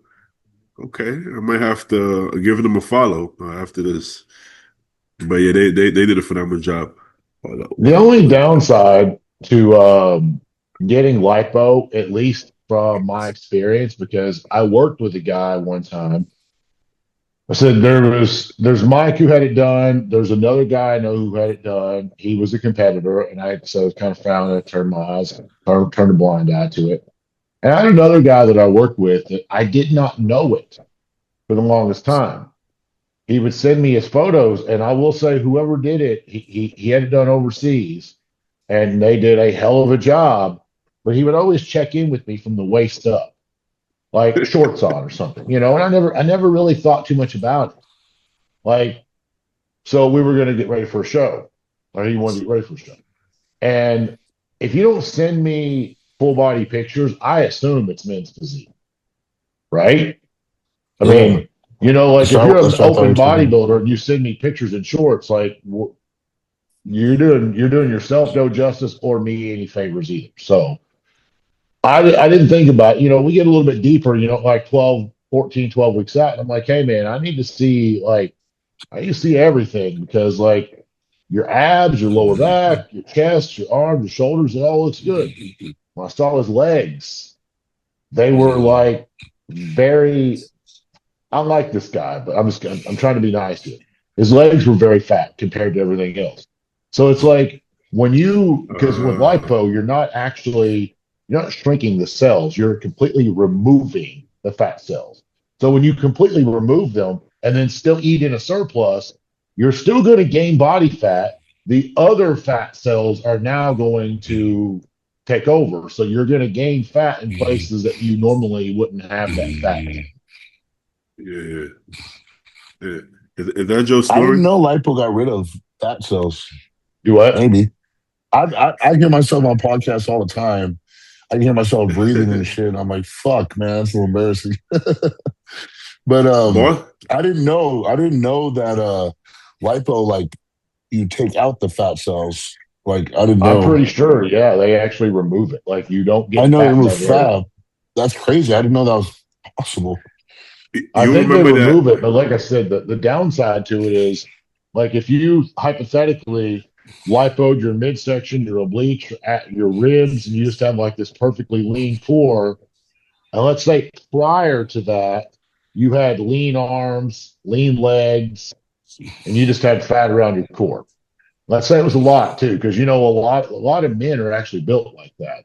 Like they'll Yeah. have skinny legs, skinny arms, and then just a big fat gut, right? Yeah. So they Yeah. pull that out, and Well, then here's the they don't tip. change their lifestyle. They don't change their habits, and they're still eating in a surplus. They're still eating bad food. They're not training. They're not working out. They're not doing anything. They're still technically gaining fat, but it ain't going here no more. It's distributing in other places throughout your body. Yeah, yeah. You guys Imagine I heard? got lipo on my midsection and my fucking tits just get fat as fuck. It's like a big old fucking titties on me. Y'all see this? I fucking tried to. I tried to lipo my glutes one year, but with the injectable lipo, the FTTP. You guys remember that? It No. was like I had a weird image in my head where they put a hose in your asshole and sucked it all the fat. Boston at the time. At the Oh, is time, that that peptide that he used? yeah, he said his kidney numbers got really bad after that because he was pinning in his lower back by his kidneys, and I actually think that not that his kidneys were great, but I think that was a huge factor because my creatinine did go up when I used it, and also I was using it on my glutes, and maybe like 2 weeks in, um, I can't believe I'm gonna actually say this on camera, but I'm gonna say I don't give a fuck. I busted a nut, and there was blood in my fucking semen, and Oh fuck! I said, whoa. I'd be The going girl straight to the doctor. the girl didn't see it, luckily, because I probably would have been in trouble. But but yeah, and I was It like, was on her back. holy. It was on her back. She couldn't see. Everything was okay back there. Yeah, everything was okay. Don't worry about it. Yeah, and I was like, Did she wipe it holy off her Real face quick. before she noticed? Oh, girl, your nose is bleeding. I got you, though. oh man. But that's a scary feeling. Oh, So I texted Boston, and he was like, "Oh yeah, that happens sometimes because the dead fat cells and stuff." And I'm like, yeah, I'm probably not gonna probably won't be yeah. using this. Probably won't be using this anymore. It's like, god damn, what the fuck? Well, I actually read that they demos that like that particular peptide, whatever it was called, right? So I can't. There's another term for it, but it was Yeah. known to actually cause renal failure in mice. Oh yeah. Like Oh that. yeah. That was why like no human really wanted to fuck with it. I think that should have caused renal failure in the gorilla. That shit is strong. I mean, it worked. But it's like, well, to what cost, bro? To what cost? You go on Yeah. stage, hey, look, my glutes are in. And it's like, yeah, so are your kidneys. Your kidneys are pretty in too. Like, what? That's not a good trade Yeah, they're off. the size of a bean because they're dead. Yeah. Oh. Speaking of They're that, called kidney beans. speaking of that, Samson posted a video 4 weeks out. His glutes were in, bro. But he just lost too much in the like by himself. Obviously, like he looks phenomenal, but you can tell, like compared to his head side of his head, you like, yeah, he lost too much size for his body, but his glutes were in. So it's like you can do anything. You can do anything you want in this world, but it comes at a cost. So sometimes the cost is not worth it. But speaking of Samson, boom. Okay. He looks So very, very fucking big right now. He's insane. like 357. Here's the thing about bodybuilding, though, right? So now all of a sudden people are worried about his health, right? Oh, this is not safe. It's not safe. It's too much muscle, right? And then Rafa posts a picture. They're like, not enough muscle. You need to get bigger. It's like, you get bigger, you're gonna die. You Yeah, don't get goes bigger. right back to that conversation.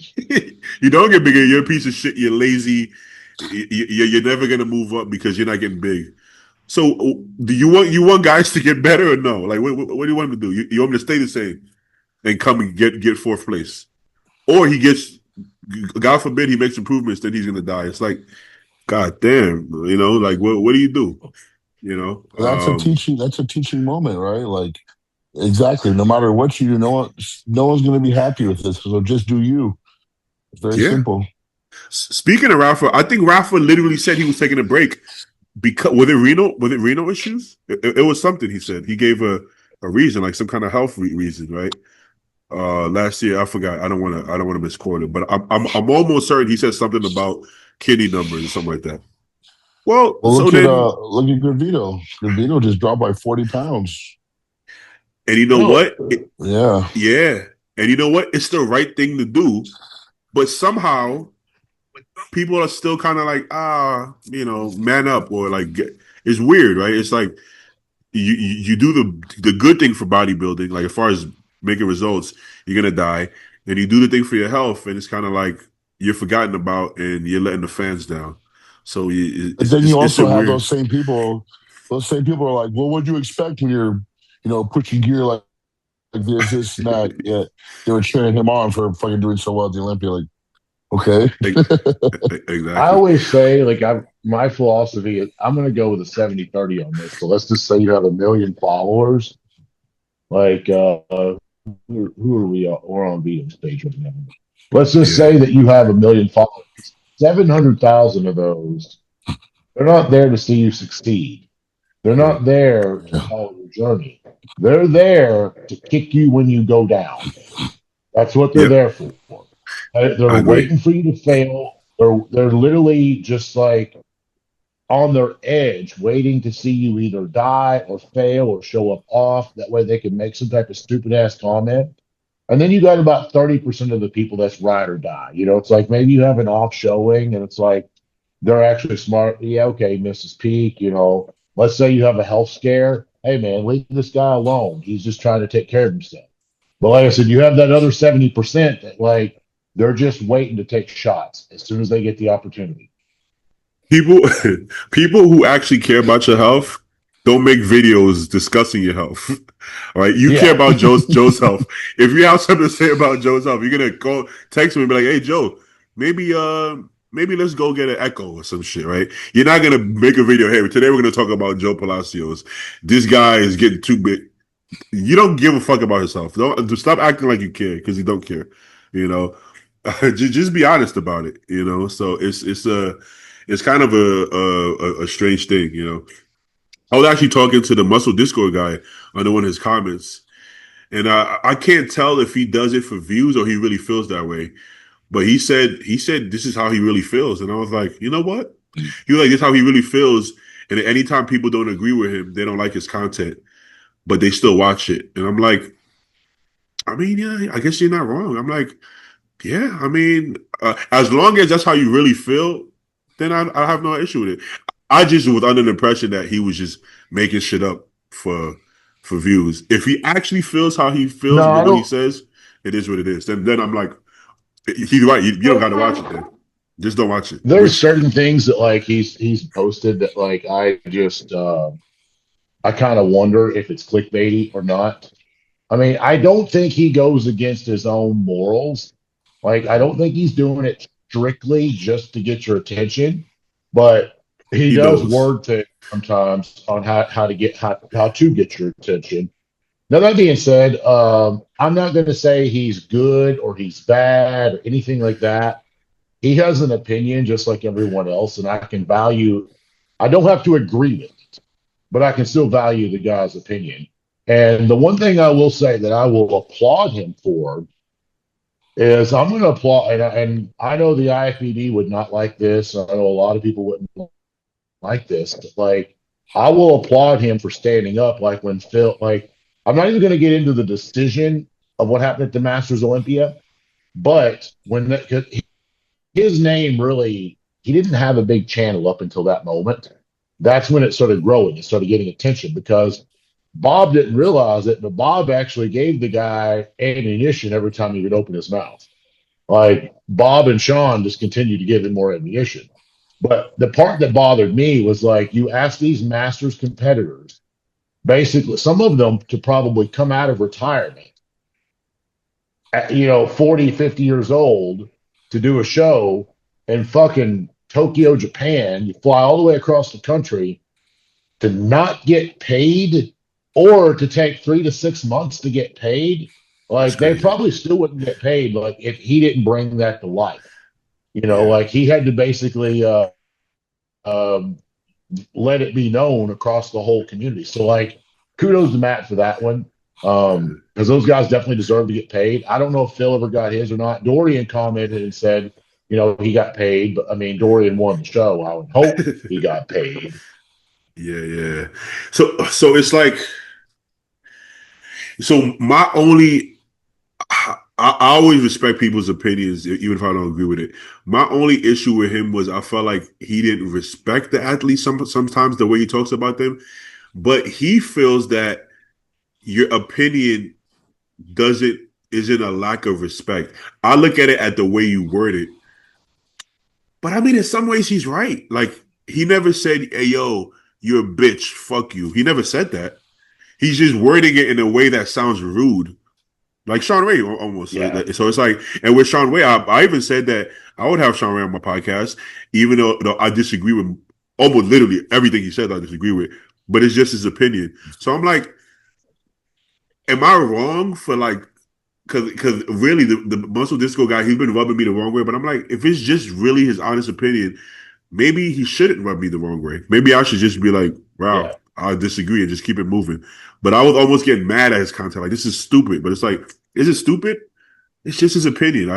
I think I don't like the way he says it. It just comes off really bad. I'm like, why is he saying that? But it's like, it Yeah, is what it is. It is what it is. That's how he speaks. He can't help how he talks. It's how he talks. I don't know. like, I don't know what the recent drama was with Martin. Like, there's that picture of Martin flipping the camera off, saying like all the bodybuilding media sucks and whatnot.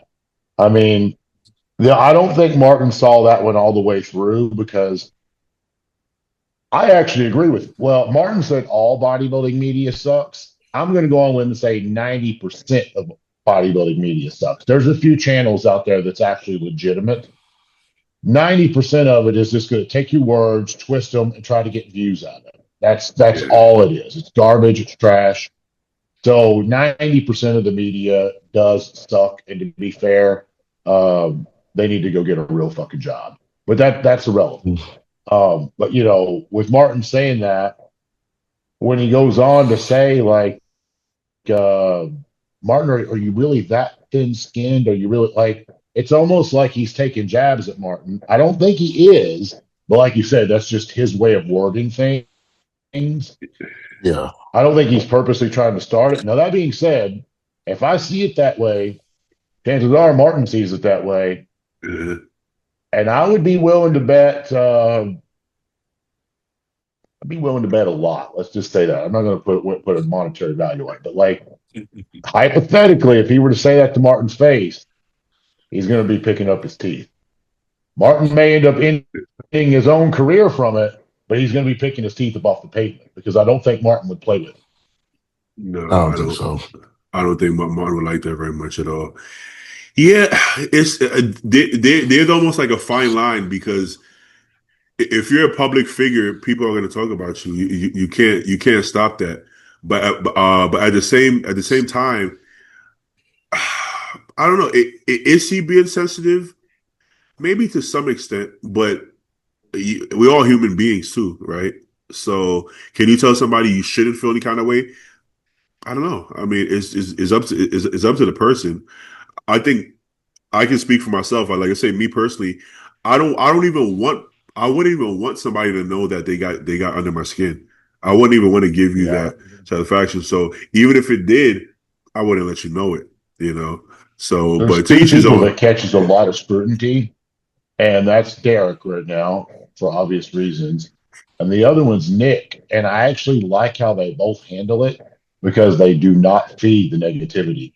Neither one of them will feed into it. And I love it because I like people will tag Derek in pictures and videos. They'll tag Nick in his pictures and videos, and they don't respond to fucking anything. And that makes me happy because it's I like love it. you guys are just doing everything you can to get a reaction out of these people. And they literally show you, like they're not telling you, they're just showing you that your existence means nothing to them. And that makes me happy to see that.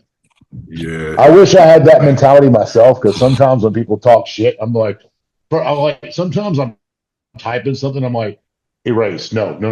Do not give them what they want. Don't do it. Mhm. And then sometimes I just like being a troll. Sometimes I'll just troll the shit out of people, just for fucking fun. And they think they're getting under my skin, which that's what makes it even more fun for me that they think I'm actually upset about it. Like I don't get upset about like what some random guy that I'm one don't even know his real name. Two, I'm never gonna meet this person. So it's like I mean, I've had people get very serious with me before, and I'm like, hey man, if you really that serious, I'll be at this show and that show, and I'll even kind of belittle them a little bit as well. I'll be like, hey, so when you approach me, make sure to show me the conversation because I'm going to forget about this shit tomorrow. That's how irrelevant that you are to me. Like I always make sure to finish it with that. But like, if you really want to do that, I'll be here or I'll be there. We'll arrange something. But like, no one's ever done that. So that's why I said this is people online. Let them talk. Let them fucking talk. That's something that I want to admit you have to build up to it, and we have to keep in mind. Martin is young; he's younger than us, right? So, Yeah, not by a Justin, lot. not by yeah, you right, not by too much. He's Martin's like got to be 27 now, like late 28. 20s. It's got to be late 20s. I'm guessing. I think he's He's like 20 young. or 29. Yeah, which is still pretty young. But He was Justin, you battling probably for the pro card like around like 2018, 2019 range. So I mean, you got to think. I mean that 2018, 2019 doesn't sound that long ago, but that's almost a fucking decade. I mean, that's 8 years. it's a while ago. Yeah, Justin. Most people probably don't know this, but you remember that before Fit Nation podcast, I had another podcast with Hen Jack. Remember? Like 2020, we Oh had you yeah, on yeah, before, like in 2020. yeah. So that was the first time I had any like negative comments, right? Because if you don't have like a platform, you don't really have negativity. And I didn't take it the best at first. I used to always go back and forth, and it was a guy I recognized him somehow, and he went to my gym, and I went to fight him because I thought it was weird. I'm like, you see me at the gym all the time. Why are you talking shit online? I didn't understand this concept that it's not reality for them. It's like right. It's like a alter ego or something. He They probably actually didn't realize he sees you in the gym. what? But the point I'm getting at the weird part of I believe that they all like you. Like everybody who follows you and leaves bad comments, they like you. They really do. It's just that I don't. They get something from it. They get like a high or something from it. There's no way you're following somebody and commenting under every post, and you actually hate them. That's not real life. I think you like the person, because this person. When I started going back and forth, I would catch myself and I would look at the old comments. I'd be like, wait, he was giving me props, and then it's like it was weird. It's like they hate you and love you at the same time. So you have to just kind of just chalk it up to it is what it is. You can't make it personal, I unless think I would feel a certain way though, like if the guy made some type of negative comment and he actually trains at my gym and sees me. Like yeah, I felt some kind of way about I've yet to ever have that happen. that. I've never actually. I mean, granted, I train for the Oh, he probably hit his Oh, earphones. just to come back. Yeah. Yeah, yeah, but it takes a while to build up. I don't know if you ever felt like that. Like, did you have a phase where it used to bother you and it stopped, or it just never bothered you? I think it's inevitable for certain comments to not bother you. Like Sure. I'm gonna read some, like especially if they say something about like my son or Ashley Whoa, or something. people do shit No, like that. it's not about it's more so about like if you really cared about your son, you'd stop bodybuilding, this and that, stuff like that. That Oh shit yeah, irks me. that's kind of that's out of line. That's out of Um pocket. I choose to not respond. But I'd be lying if I told you I wasn't like crazy pissed off in that moment of time where it's like, okay, this person's not worth it, but they got me mad. They did. Yeah, yeah, yeah, So, like I said, I will respond to it because you give a response, like Justin said, you're going to get exactly what they're looking for, yeah, and yeah. give them their 15 minutes of whatever you want to call it. So it's like, you know what? I letting just you down. rather walk away from that. Yeah. I think it's okay to be bothered for like a couple minutes as long as you don't carry it. You don't carry it Yeah, shit no, on. no, you don't carry it. But I Yeah, block those motherfuckers. If they if that's they what I if they think. say something that because I have a good amount of negativity in my comments. I don't care what they say about my physique and stuff. When I do something like that, where they, like I said, mention Ashley and my son in any kind of context, they get blocked instantly. Simple as that, And then sometimes Yeah, people will hit up your friends. Like people will hit me up, like, "Hey, Konevsky blocked me. Tell him to unblock me." I'm like, "Well, I'm sure there was a reason. Maybe yeah. Fucking, Yeah. you're asking for it clearly. the What the fuck." fuck? Who does that? So it's like if you want to follow somebody, don't say stupid shit. Like, it's not that Yep. hard. It's pretty simple. Yeah, but when people go like you're talking about going for Ashley and your son, like they're not doing that because they actually give a shit. They're No. doing it because they know that it's not because it's you. They know any rational man that's going to be a trigger point. Yes, Yeah, that's what Like I'm it, saying. So they know how to get to you, but that's what I was telling Beatty. It's hard to not react to those, but my reaction is to block and get rid of them because I'm not trying to give them the time of day that they're looking for. But that's yeah, just hard, man. no, that's That's hard. smart. I mean, that's very smart to do. I mean, because like you said, they're not attacking you or anything you've done. They're purposely just trying to piss you off and get under your skin. Yeah, I just yeah. think about like, how the media is everything nowadays. So like, however, say I responded to it and it turned into something like just stupid. Somewhere down the line, someone can use that against me in my head. I don't know how, I don't know when, I don't know where, but somehow any type of negative response I give back will come back and bite me in the ass somewhere. So I keep that in It the back of always my does. head. It does, Yeah. yeah. Once it's on the Good, internet, it's there to stay. good choice. Yeah, Yeah, it's like reactions. if you don't defend yourself is actually probably the best course of action. Yeah, because you're always going to have to 100%. defend yourself in an emotional state. And you're typically in an emotional state, you're going to do some irrational shit. So it's I Yeah. like, always okay, hate when well, people say like, you remember when Phil Heath was Mr. Olympia? Did you watch it? Or did you do a lot of Instagram stuff at that time? yeah, I was followed that. That was the era that I really got into bodybuilding. I would Phil watch that. would like Phil. I never really seen Phil go out of his way to say anything to anyone on someone else's page, but he made the comment. He's like, if you're going to come to my page, that's like coming to my house and talking shit at my house. He goes, expect a response. And Mhm. like, it's like there's two sides to this. One is like I want to applaud him to stand up for himself because it's like I'm not going to be the type of I'm not going to leave the comments sit. Either one, you're going to get blocked, or two, I'm going to fire back at you, and I'm going to take a much deeper shot at you than you took at me, and then we're just going to have a pissing match. Mhm. So I don't know. It's like when people come to my page, like I have a list. Like I think my block list is legitimately over 5,000. Like That's I'm to the point. Like if I see something that just if I can tell you're either being negative or you're trying to trigger me, I'm just gonna block you. Like we're not gonna have this fucking conversation. I'm not giving you the time of day. There's not gonna be an I'm sorry. Oh, I messed up. It's out of no, it's done. I don't. I Like gotta be honest. even I had someone reach out to me. This has been probably 3, 4 months ago now. They reached out to me on a fake account and it said, "Bro, why did you block me?" And I said, "Bro, I don't know who you are. Like you literally have a mumbo jumbo account." And then he told me who he was. I'm not going to disclose this person's name because you all probably, I don't know, maybe you wouldn't. It doesn't matter. Anyways, it came down to I was in someone else's post, and the guy made a very negative comment directly towards me. I was like, okay, fuck you. But instead of me saying fuck you to that comment, I was like, click, appear, block, profile, blocked him. Done. So it's like you decided to talk shit somewhere else, but yet you want to be friends to my face.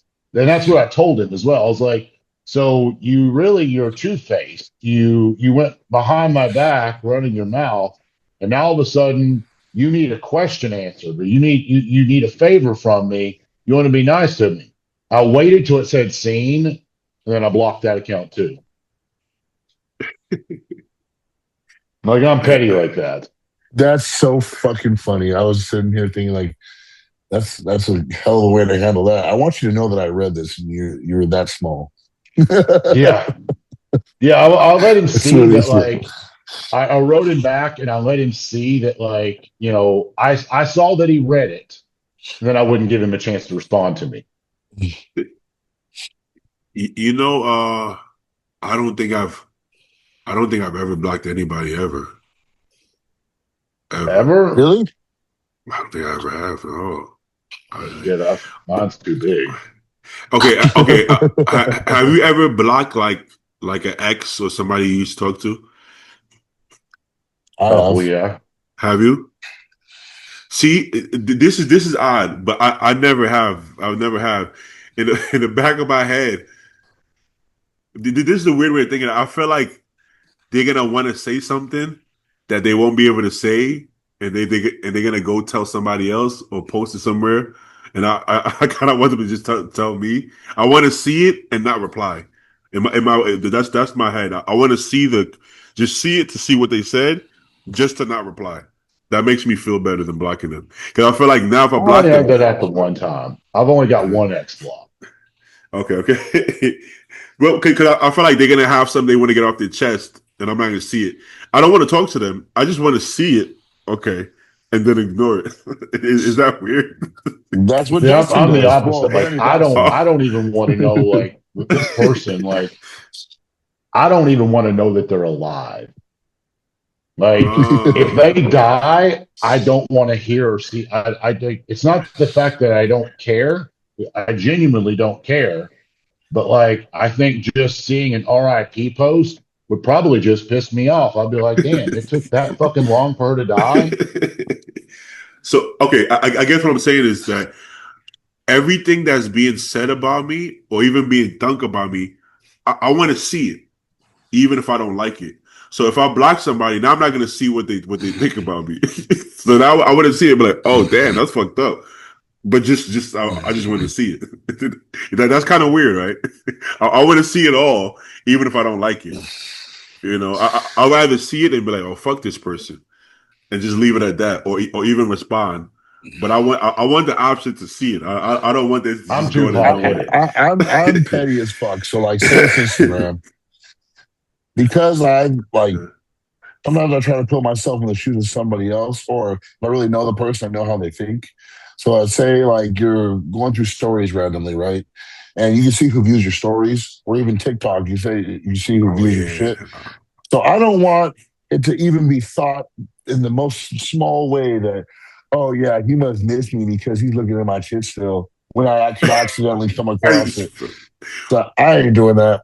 I don't Well, want you to be that fucking that time, like, to think that I miss you or some shit. that's one thing I definitely do. I definitely mute. I definitely mute stories and post I've got a those. See, lot of that's people, a lot different. of See, stories muted. Yeah. I do that all the time because, like you said, I don't even want by accident. I click your story, like I'm going through stories, and it lands on. And oh shit! I don't even want you to yeah, see. fuck, it's already there, Fuck! bro. It's too late. Yeah. She Fuck. thinks I'm thinking about her now. I'm gonna Yeah, think that's that. what I mean. So I don't want to do that I shit. don't want that. Yeah, so I ain't I gonna play definitely that roulette game. okay. So I don't block, but I mute. My mute list is big. I mute a lot of people. Yeah, my mute is big. That's like pretty much blocking unless you want to take the That's time to true. go look. Unless you want to go out of your way to click the Facebook You know page. what? Now I do miss this bitch. I want the option. You see what I'm saying? I want the option, and I'll be like, huh? She been Yeah, viewing let my me give you stories a the lot lately. Let me see what she doing. She got a Valentine's. Oh, fuck out of here! Get the fuck out of here! Oh Next. man. Oh man. All right. We got anything to talk about? Let me check. Also, your mute list is your plan Bs. Exactly. Exactly. Okay. Oh yeah, Vito's out. He said he has where's the post? So it's like health stuff, health related. I think he said digestion, right? Something like that. I think he said something about digestion. But let's go here. Yeah, I Beyond. didn't see any post about it. So, I mean, I didn't see it on his must have page. been I a saw it on. story because it's on. It's I was gonna say I was on. I think it was a story or something. Yeah, I saw it on a different outlet somewhere here since debut. Okay. What's Sean Ray talking about? He said Fuad is an idiot because he supports Samson getting big, I guess. Okay. No big stories really. I guess we could do some questions, a couple of questions. Am I The missing bodybuilding anything? has we nothing always going say we're on. going to do questions and we Oh, never right do. there, lady up to the right. To the Oh, there right, you see go. it? 18 kg. He was looking crazy though before. I remember he was big and hard and everything. Okay. He was 300 Damn. pounds plus. I don't think he's that Yeah. tall either. No. A 5'7" maybe. bacterial infection. Oh, he's fine. I mean, it sucks to go through, but he's fine. Like how how do you get a bacterial infection? Like bad food? No, bacterial infection, at least to the best of my understanding, is probably going to be a systemic infection into the bloodstream. So it could, I mean, when people see a bodybuilder, the first thing that they think is, oh, that's definitely from steroids. Well, first off, it's fucking hard to get a bacterial infection from steroids. It genuinely is, because we're not shooting IV. That's where these guys are fucking retarded, and they don't, like, literally, you are absolutely retarded. I did get an infection. That was a whole different story that I could do a whole podcast on, which I have actually. But I had another one in 2020, and it was the complete opposite. I was hospitalized from this too, but I went in for a dental procedure, and it was a new clinic, and I hadn't seen a dentist in like 5 years, and I'm like, I was like, I don't feel any problems, but I want to just keep my teeth, like, I don't have good teeth, but I'd like to keep what I got. So I go in, and I noticed this girl was very rough. Like, and I mean just brutal with how she's like cleaning my So I teeth. like it. And I remember asking her, I was like, am I bleeding really bad? Because I could taste it. She goes, oh, no, you're not bleeding. And then she walks out of the room, and the little bib that's on your chest, I look down, there's fucking blood everywhere. Now, that's fine. It's my own blood. It's no big deal. The only problem is whatever instruments and tools that she was using clearly was not sterilized or sanitized, Oh. because very, very shortly after that, I developed a fever that went, because this was 2020. You know how it is in 2020. If you got a fever, it's 100% COVID, right? So I didn't even bother to fucking, like, I went several weeks before I decided to address it. And then I also had a couple of other things that could have been potentially caused. I had a heat stroke, and I had sun poisoning. So I had three things going there at once. We really didn't know what was going on. But it was actually streptococcus mitis, which is strep throat, except it wasn't strep throat in my throat. It was strep in my bloodstream. And that's how I got it, was the damn dental procedure. Damn. So now I feel quite the opposite when it comes to teeth. It's like, if I got a tooth that's bad, I got a 120-pound mono fishing rod out in the garage. Tie that shit to my fishing line, slam the fucking door, hook it to my truck, and pull the tooth out. I don't care what you got to do. I don't even go to the fucking dentist. Like, just pull the motherfucker out, and I'll deal with it. I'll just look like I got my face bashed in or something. It's cool. Like, that was my. I think I'm done with dentistry for the rest of my life after that.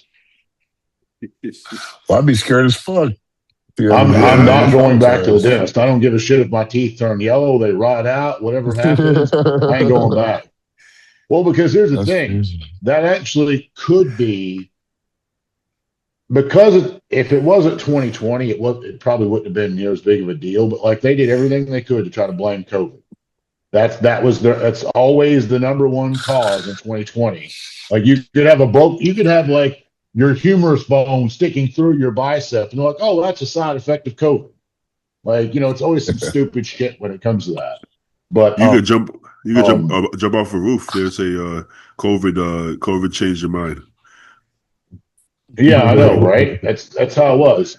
But just hypothetically, when you have an infection like that, you can actually die from that. Yeah, that's crazy. So for me, I mean, bloodstream. I'm just blood. I mean, for one, it can make you go septic. You go septic, I think we all know how that ends. I actually have been septic before. Thankfully, I caught that in time. But it can also cause something called endocarditis as well, and that's going to end up causing heart problems. So even though you may have everything else going on, you got heart problems, or you could have heart problems from a fucking dental procedure. Imagine that, right? I'm trying to think what else it could possibly affect. It could affect your kidneys. I would assume it can affect every other organ, because it's like contaminated blood. I mean, imagine having contaminated oil put in your engine. It ain't going to just target the valve springs or something like that. It can mess everything up. Yeah. So it's getting pumped throughout your body. So, I mean, I was worried he was going to have, back to good veto, I was worried it was like something that was going to put him out, like, permanently. But I mean, 18 kilos, that's, probably close to 40 pounds. And we know how easily it is to lose 40 pounds when you're as big as he is. Yeah. When you're that big, coming off, bringing your protein down, not training for, 6 to 8 weeks, you're gonna shrink fast. That being said, he still looked big in the photo. So chances are the guy just gave his body a break. He's dropped a little bit of weight. and he's going to blow right back up and get right back to where he started, or right back to where he left off. Sorry. All right, let's do some questions. Do deadlifts have any place in bodybuilding? I think Who wants to I go think on that? yes. I think yes and no. I don't think they're like 100% necessary, but they they're really good for you. Your erectors, your traps, just overall like those muscles that like those detailed muscles and that the thickness of your back. I would say they're I would dangerous. agree. Oh yeah, that was the part I was going to get to. Is one, obviously your form has to be right with that.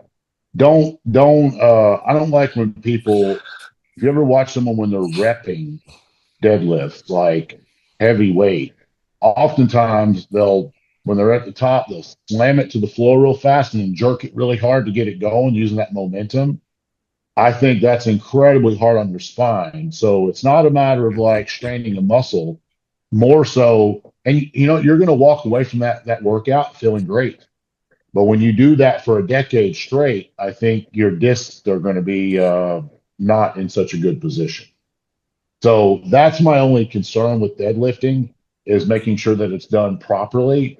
If you can control it, I mean, think about like a good, nice, controlled bicep curl. Control your deadlifts the same way. And I think it's going to make it a lot safer movement to do. And I do think it will add that thickness. I think deadlifts, a lot of people argue on this. It's like a mixed opinion. More people go with squat, but I go with the deadlift. I think the deadlift is the ultimate exercise for like just overall muscle mass, because you really can't name one muscle that's not, well, maybe your chest is not going to be engaged in a deadlift, I know but somebody everything else is going to be engaged. I know somebody who tore his chest deadlifting actually. But Really? that Oh, Have I you guess guys that theory ever was out the have window. you guys ever done a heavy enough leg press where you're grasping your fucking chest gets all sore? I think See, that that's happened to me. I It's a think that's similar more. concept, right? That's how it Yeah, happened, right? Because you're just I think bracing so hard to. to move up. But I think the deadlift is a very, I think it's overlooked in today's time. I think, people like Ronnie and Dorian may have taken it to a little bit of another level, but I think doing it is still essential. I don't I'm personally do it now because it's like I don't have any, like I have nothing to gain and everything to lose by doing it. But I'm not trying to get bigger. I'm not trying For to have me, a better back. I'm not trying to have a bigger back. it's more so the waist engagement, the obliques, how Yep. much they brace. Like I don't even do standing overhead press anymore, or any like T-bar standing T-bar rows. I don't do nothing like that. Everything's chest supported for my Yeah, I would keep because it that way. yeah, for obvious reasons. Well, your back is already going to be your strongest point. So it's not like you're lacking in that area. Yeah, So by going in and doing deadlifts and bent over barbell rows and heavy, especially I think the heavy one arm dumbbell rows is going to be what's engaging your core the most, because it's pulling oh, one side and it makes that oblique engage. Because otherwise it's just going to spin you. So you have yeah. to have your lower back and your obliques engaged in order to stay upright on that. So there's just no point in someone like you doing that exercise. Oh. for me personally, I love deadlift. That was my favorite exercise. I pretty much mastered that shit. I mean, at my peak, I was really heavy, really high volume, high reps, low reps, everything you name it. And it didn't translate the way I wanted it to, because I wanted big erectors. But for whatever reason, my hamstrings improved and my traps, believe it or not.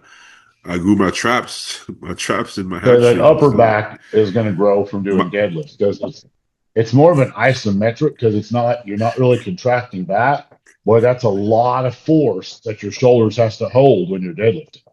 yeah, but in my head, I always looked at like Ronnie's erectors. I'm like, I want to grow my erectors because I never had good erectors. So that was I wanted, I guess, everything lower on the back. Because if you see my back, it's very upper back dominant. So I wanted to build my lower Yeah. back, but it just built my upper back even more. So I don't personally deadlift anymore because my upper back is pretty good already, and um, it didn't do what I wanted it to do for my physique, but it didn't mean it didn't work. It did something, just not what I was looking for. So I stopped doing it personally. But I think there's a lot of benefits into it. Personally, I think eventually it's not worth the trade. If you're 300 pounds and you have a certain amount of volume every week, and I'm trying to bring up my quads and I'm trying to bring up, I don't know, my triceps, deadlifting and squatting heavy is going to take a lot of recovery from me, and I might not be able to allocate that anymore. So eventually, you might have to pull off. But if you're in your 20s and you got nothing but time and energy, yeah, do all that shit, do everything, you know. So, so I look at it. When I built my Um, back, though, I've always like felt that where you can get, because a deadlift is like a, like what did you say, like kind of like a static hold on the muscle, like just those, like your Isometric, yeah. body's contracting, your body's contracting, but not to its full potential. You're just holding weight with the muscle contraction. But Yeah. like when you do rows, you're stretching and then pulling into a deep contraction, which to me makes more sense to do back like that to get more meat on the back. Like Yeah. that's kind of how I built my back for the most part. So I don't think I will personally ever do another deadlift because last year I actually had an X-ray on my back, and it made me think. When we all see those videos of Ronnie of how his career ended. Ronnie didn't have his career ended because of his. I mean, yeah, his training style didn't help matters, but didn't he? He had those discs like from college, right? Like that, Yeah. his yeah, discs were bad. Well, I don't have a bad disc. I don't have a bulge disc or anything like that. However, the chiropractor that looked at my images told me that my mid back, he said, "Have you ever had an injury in your mid back?" And I said, "Not." And at the time, I couldn't think of one, but I did think of one very, very shortly after I left that office. And he goes, "It's weird." He goes, "You look like you have a little bit of scar tissue and some calcification around that mid back." I was like, "Huh." I was like, "What's that from?" He goes, "Has to be an old injury." And I was just thinking, when I first moved into this house, I was doing a little bit of I'm not HVAC work in my attic. And my attic is, I mean, like most attics, it's not like finished, it's not a livable attic. And I'm up there and I don't have much light. And I'm walking, you got to walk across the studs. I missed the stud. I Oh went yeah, you straight told me through the this. damn floor and I landed on a concrete floor 8 feet down. I mean, I didn't go straight down, unfortunately, with the studs being, so much apart. I'm lucky I didn't catch my chin, knock myself out in the process, and take my teeth out or my nose off or something weird.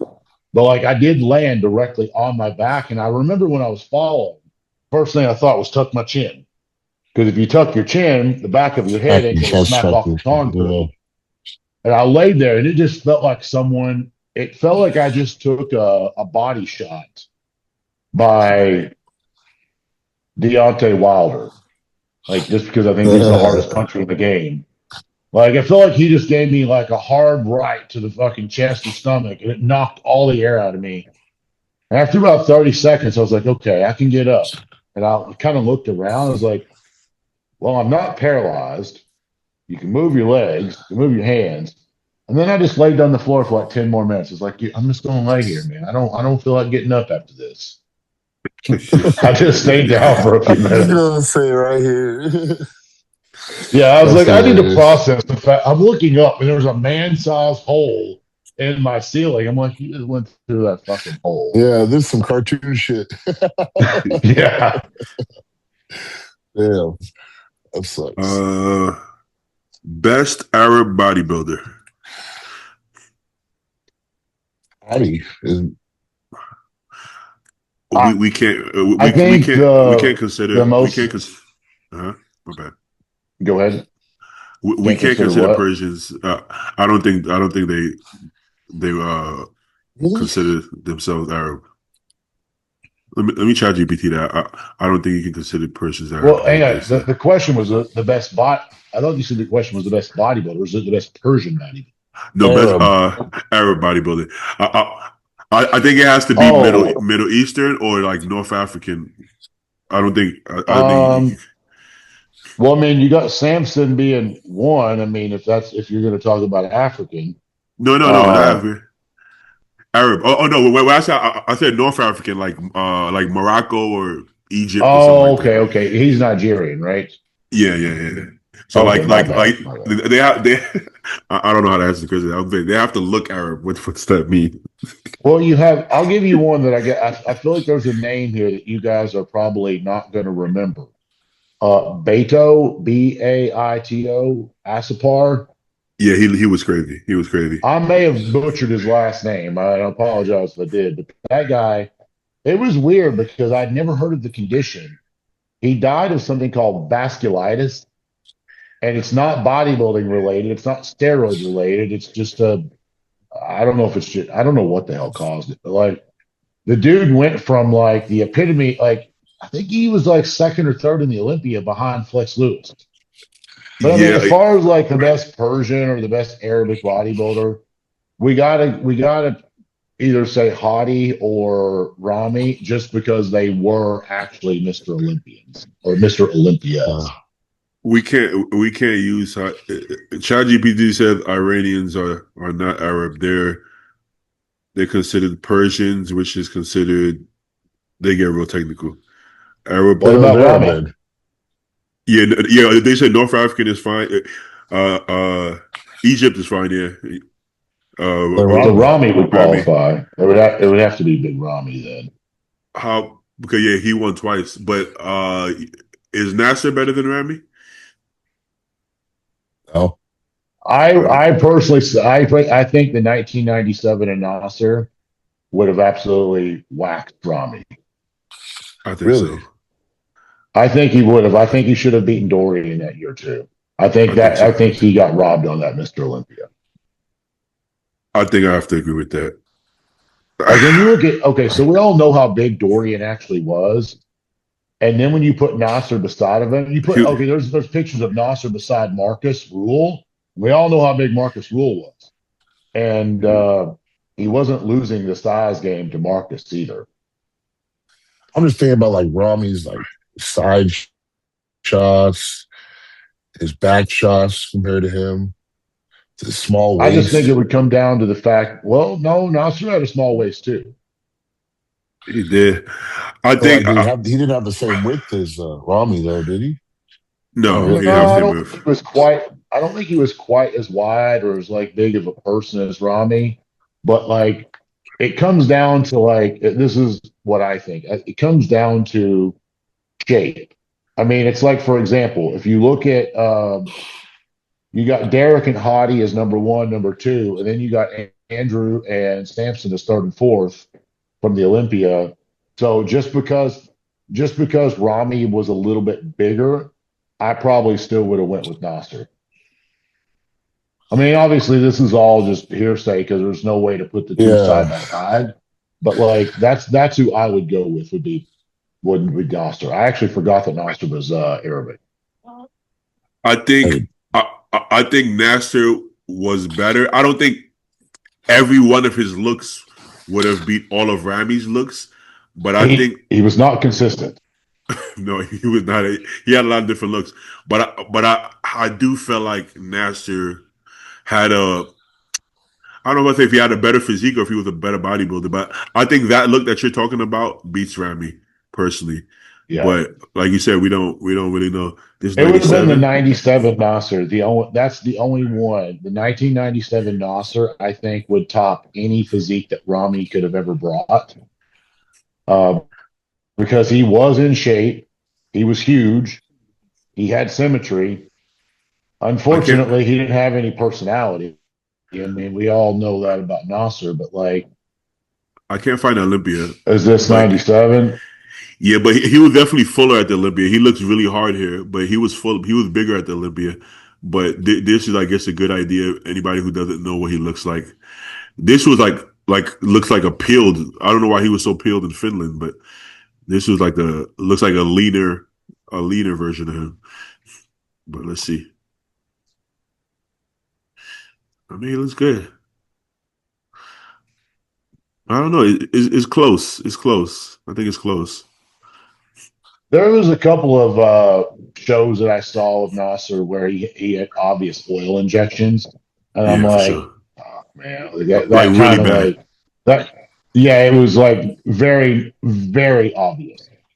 Yeah, the shoulders and arms. I remember those. Yeah, His see, his this is from a conditioning standpoint. This is nowhere near as good as what he was in '97. I'm his sorry, at the posing Olympia in '97. his posing didn't look the best here neither. I don't know if I'm this is good trying to about fucking, I'm trying to change my mind in my head, but I just don't see it. Like I'm trying to for see, like, from this video. Honestly, from this video, I don't see it either. But just from what I've seen picture wise, I guess with Nasser, I guess it's harder because we don't Well, have as much content on Nasser as we do Ramy. But from the pictures I've seen from the when he went against Dorian, I thought. I remember Let's '97 because I see. remember saying that he definitely beat him that year, Let's see. see, like I just in know my that opinion. like we Well, saw Dorian standing next to all the other top level guys. he looks And then better here like for when sure. Nasser stood next to Dorian, I was like, he's actually bigger than Dorian. So He like I was. know it wouldn't have been a size thing that would have held him back. I mean, also obviously keep in mind one thing here, like especially with the legs, he don't have the legs that Ramy has, and No. that ain't question, that's fact. But notice how his stance. Back then the guys stood much closer together. So he would open his stance up, his legs would actually appear to be bigger. And I hate how the cameraman only zooms in on certain things. They also they didn't flex their glutes, or at least a lot of them didn't flex their Yeah, glutes. that wasn't a thing. Like I don't know if that was like just not part of the criteria or what back then, but like they Yeah. never really put much emphasis on them. It's funny, Uh, like looking at his structure. Do you guys remember Fuad's structure? They're very similar Yeah. yeah, in structure. yeah. Is it because he's Arab? Is that what Yeah, that's you're why it's funny. Like, saying? like Asian people have the same structure, fucking like it's just funny. It is a thing. Yeah, he actually does look similar to Fard. I never saw it until now. Yeah, I never saw it until now either. I was like, oh shit. Well, he definitely got some of his biceps here. I think he saved it for the Olympia. He saved the he saved the bicep shot for the Olympia for He said, look at apparently. this. He said, look at Yeah, you see that?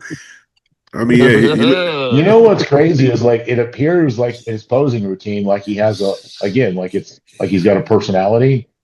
I don't think he had Yeah. like I just don't think he was a very friendly guy. Like I think he was someone who if you could have gave Nasser a cabin out in the woods and he never had to come out and see people, I think he would have been happy with that. yeah. It seemed like he didn't have the best social skills as well. But Yeah, I you mean know, that's I just think he just seemed like a guy who just did not want to be bothered by anything. And there's nothing wrong with that. It's just, you're not gonna have a lot of friends and you're not gonna enjoy a lot of things in life. But if that's who you want to be and that's who you are, then just accept it, embrace it, go on. I think that's what he did. I think he just accepted the fact that like I fucking hate people and I'm gonna keep hating people. Yeah, there you go. You are who you are. do you think Young. Prime Because the Cap? interviews that he's done is just like it's pretty off the chart. I've seen a couple of interviews of it. Yeah, it's pretty entertaining though. Do you think Prime Callum Von Moger could win a pro show in classic No. physique? No, no, Damn. Yeah, I don't think so. no. He, I he know wasn't so. very. He wasn't very. he wasn't very. He wasn't very complete. But when somebody's popular, I think people throw that around. But You I, know what it was? He was lean. He had big arms. He was a good looking guy. That carries you kind of to a certain point. Yeah, he Everybody was wants a to look very like that. marketable guy too. Yeah. Like he looks good in front of the camera, which is why he got that acting role and played as Arnold. Mhm. And he's the closest. I mean, dude, they actually made him look like a young Arnold. Like they It probably was didn't pretty even have to do a wild. lot of work either.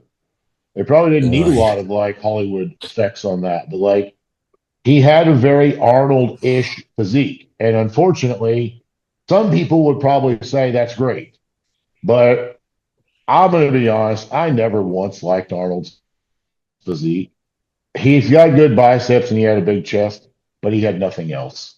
Literally, there's not anything else about the man impressed me. As an actor, I loved Arnold. And as a politician, I think he's an idiot. And as an old man, I also think he's an idiot. But, like I said, but you also got to realize during his time, though, he was still far more advanced than everyone else in that era. So, like well, when these guys come I online, don't they're know. like, "Oh, Arnold was the best bodybuilder ever," and I'm like, clearly, you either need glasses or you're also retarded. I'm not sure which one, Ar- or maybe both. Arnold was the original influencer, if you really think about it. He was Yes, just that guy spot on. that had enough going on to where it's like, this guy's going to bring money to bodybuilding. We got to make him the poster child. Now they didn't work Yep, for it. He was just, like you said, marketable. He was influential. He had a strong presence and voice and opinion, so it just carried him. yep. Yeah, I I think don't think. with Callum, back to answer that, like you're comparing Callum to today's guys. What I saw was like not when he turned pro, because I don't think when he turned pro, I do not think that was the prime version of him. Um, Even though that was his highest placing, I don't think that was the best version of him. I don't think his legs were quite good enough to be able to win open pro shows. His body's not complete His enough. back. His lats are not good enough. I mean, to He me, won this the this show. definitely looks like the modern day Arnold right here. It's a regional Hey, show, though, right?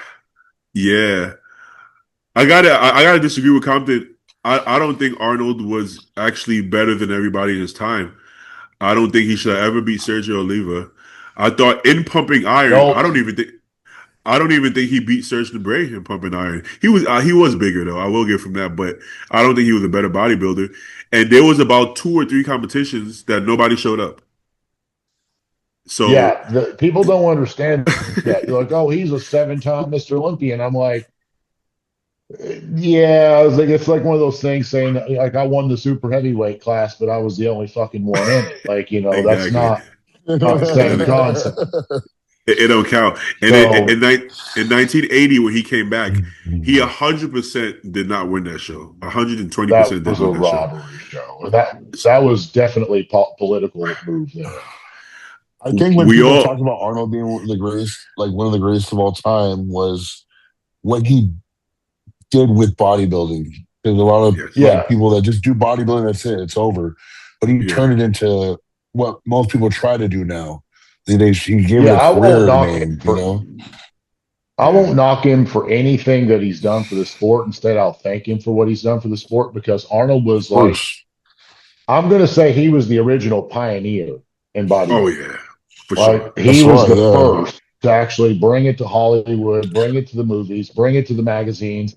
Not only that, when he retired, he didn't just stop lifting weights and shrink up like a lot of them do. He stayed in shape, he stayed big, and then he took that muscularity and then he put that into Hollywood, he put that into the movies, started the Arnold Classic, trying to basically he's the reason that, in my opinion, he's the reason that the guys at the Olympia are getting paid what they're getting paid because let's Yeah, face it, the NPC ain't going to raise the prize money. But if Arnold comes in and says, I'm going to pay $750,000 to the winner, the Olympia has no choice but to raise that at that point if they want to have the most prestige title. Otherwise, Arnold just took the title. And they also can't tell Arnold no. Like, I would love to see how a conversation with Jim Manning and Arnold Schwarzenegger would go if they were in a room and like Jim and Arnold was disagreeing. Jim would bow down to Arnold. Whether he wants to admit that or not, he would, because Arnold has enough money, power, and influence. He could bury the IFBB and the NPC and start his own thing and be I'm going to be willing that within 2 years he'd be just as successful. 100%. I believe that to be true. Like yeah, he's the guy. Like I actually thought it was going to happen. Like when Arnold was complaining about the modern state of bodybuilding, I was just waiting. I was like, any moment now, he's going to bring bodybuilding to what he sees it for and what he wants it to be. Because him and The Rock were the only two people that had enough power and influence in this game to literally change the whole sport. Like, Well, I don't know if Arnold's quite billionaire status, but he has to be close to it. And considering he's one of the most respected people, he don't need to be billionaire status. Every exactly. supplement company in That's the it. world, they already support his show, right? Everyone's at the Arnold Expo. Arnold could just start his own league and say, you know what, fuck all you all. I don't need you. And that would be a big problem for the NPC and the IFBB. They do not want to cross him. They I, said I he's always the original hear, pioneer. I always hear that the Arnold Classic is better than the Olympia. Like the way Good. the show goes, the way the Oh, what do you call it ain't expo even. goes. Well, no, the Expo, if I had to pick to be like, as a fan, as a competitor, I didn't fuck with either one. Like, I, like, Hani made me be at the Expo in 2016, and to this day, I resent him for that.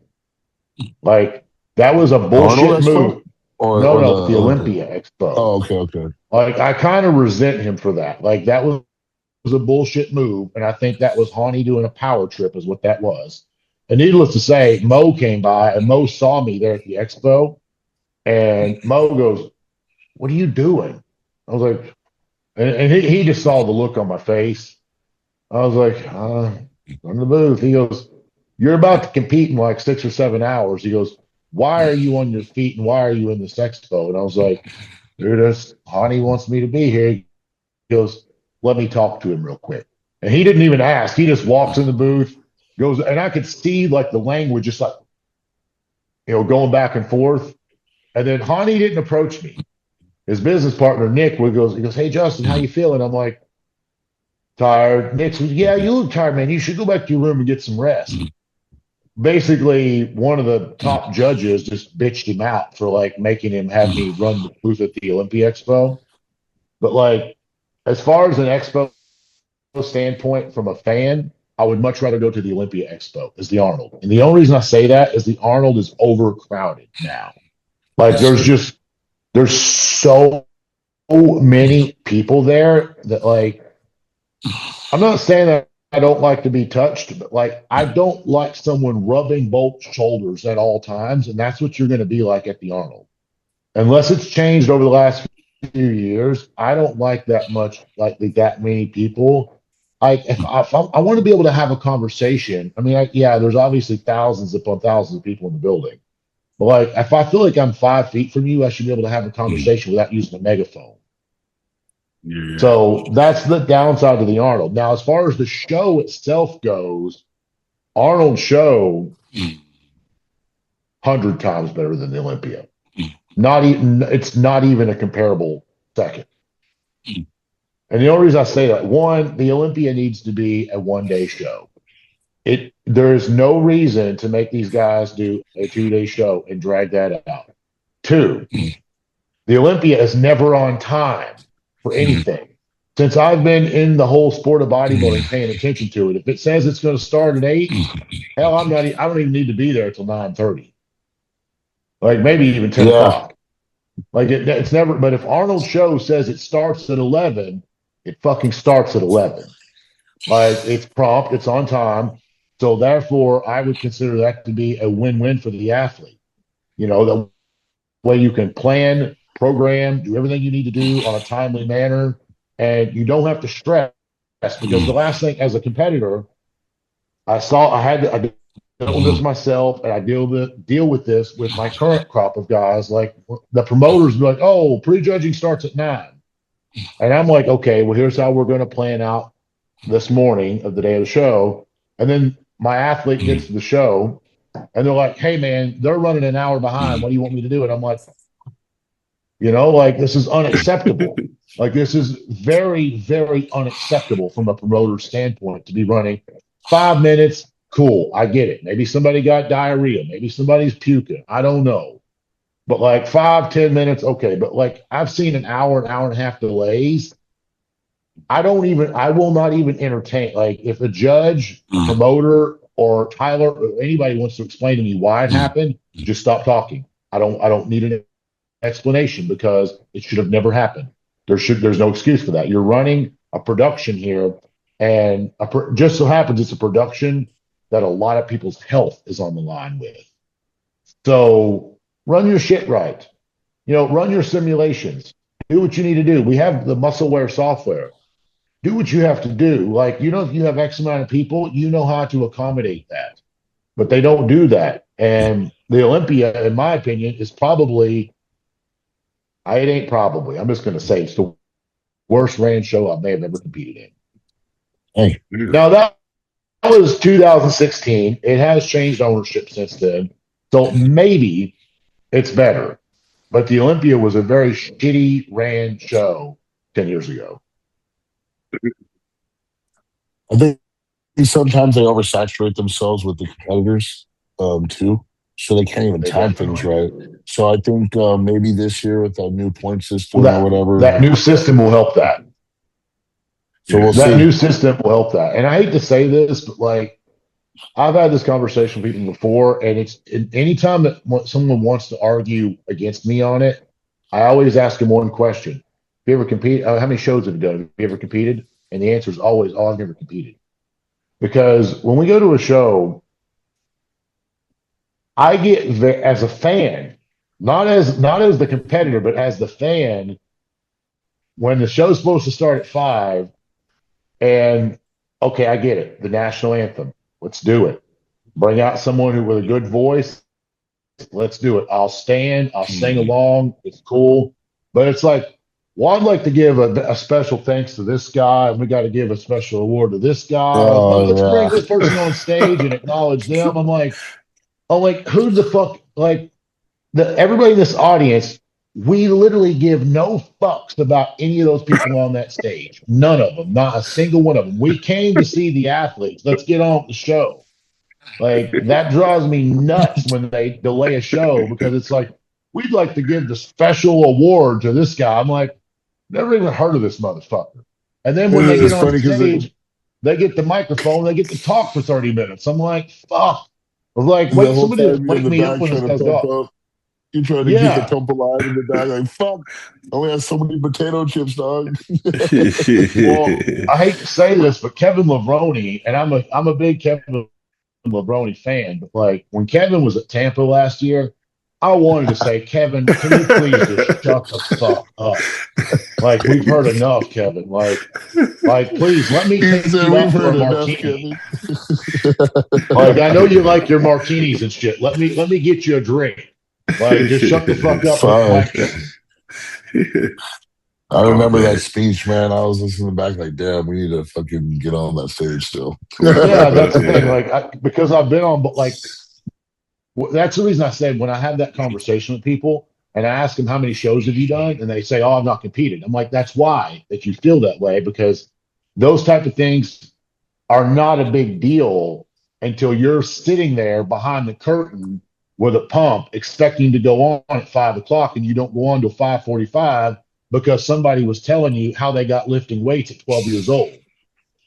Those are cool stories for a podcast, but let's leave it off finals show day. Yes, please. Yeah. That's the worst for a competitor. Before we sign off, I wanted to ask, what are you guys' plans for 2026? Tampa Pro. Oh, okay. I really hope Jordan does it. I love Jordan. I just want to go against Jordan again. The matchup, yeah. I honestly, I kind of feel like Jordan might do it again, man. I mean, like, if I was Jordan, I was going to say, if I was Jordan, I would do it. I wouldn't want to try to come back and, defend my title. He's going to have to requalify anyway somewhere. I heard somebody was doing it. Who was? Where did I recently hear somebody was doing Tampa? Was it Sergio? I feel like it's pretty far out for people to be making, for a lot of people to be hopping in right now. The only reason I had that so solidified was because I wanted a year to get my legs up. Yeah. That was it. So would you do both, Tampa and Texas? I'll just play by ear. I'm for sure Tampa. Okay. Well, that's got a good chance of. I think we're going to win Tampa. Like, I feel pretty confident. But if you did win, you wouldn't do Texas after? I don't know. It's kind of Okay, like man. there's so much. Yeah, yeah. I like to take things one thing at a time, like one This is thing at a true. time, because nothing's guaranteed, right? So Yeah, just go yeah. from there. This is true. Well, that's gonna be a good show. But I'm sure both of you guys made some progress, and it should be a fun show. I mean, I kind of made the argument of you winning Tampa and or Texas last year. I think especially Texas, But Yeah, I didn't see I actually myself thought he winning. had Texas. I, I I didn't think I would have won Tampa based on how I looked, but Texas, I would have been confident to say I was going to win. I thought I did. I really they did. but the look at positive is they didn't know you. Nobody knew you at the time, right? As far as like the judges and anybody else. So Yeah, now that they do, because you know how hard it is to make you top three or make first call out your first go round with nobody knowing you in a stacked lineup is very difficult. Like the bigger names, just human nature, subconsciously, like everybody's looking at the people you expect to be there. So it's hard to make it in. So you have to really be good to make it there. So let's say there's got to even be a if wow factor to catch the attention, to So yeah, it happened to Jordan too the year before. Remember he was like in second call out somehow, and then they worked him up to fifth, and it's like, well, how how did you miss that? But it's one of those things. So if nobody's looking for you, they won't see you. So if they see you and place you that high, that's a good sign. So now they know you. Now they see you coming. So it's like, okay, right there, boom. Let's see if he, So Yeah, they're that's gonna look immediately. I mean, because I don't. Did you watch the play? I know you weren't at Tampa, but did you watch like a play-by-play or see how that worked out? I did. Yeah, I did see it. So yeah, I think like they saw Joe come out and it was like, okay, this guy's in shape. He looks good. Let's just toss him in the first call out and just see what happens. And they stuck him on the end, and I'm like, okay, well, you know what? it's I ain't fair. fucking happy with this. I was like, but this is the moment where it has to shine. And then like every time they move, he just kind of kept moving in like one place at a time. Because I remember they had like John De La Rosa was playing like in the very first call out, the first lineup. John was ahead of you, and I'm like, no disrespect to John, but this is not a fucking contest between you two. Like it's not even like John don't belong in the same league as like some of these other guys. And obviously Quint being a big name going to the show, Jordan had a name going to the show. We knew they were going to get the looks. We knew that. But yeah, like once you got in the first call out, they realized real quick, like shit, he's here. He's here to not just participate. He's actually here to play and win. So Yeah, I think that was the moment that they realized who you are and that you're coming for it. yeah, One of yeah. the coolest parts about that show, though, that I'll never forget was getting to pose next to John Jewett. Because I really like John. And I Yeah, remember talking about Paul did Legions when John Jewett won Legions that year.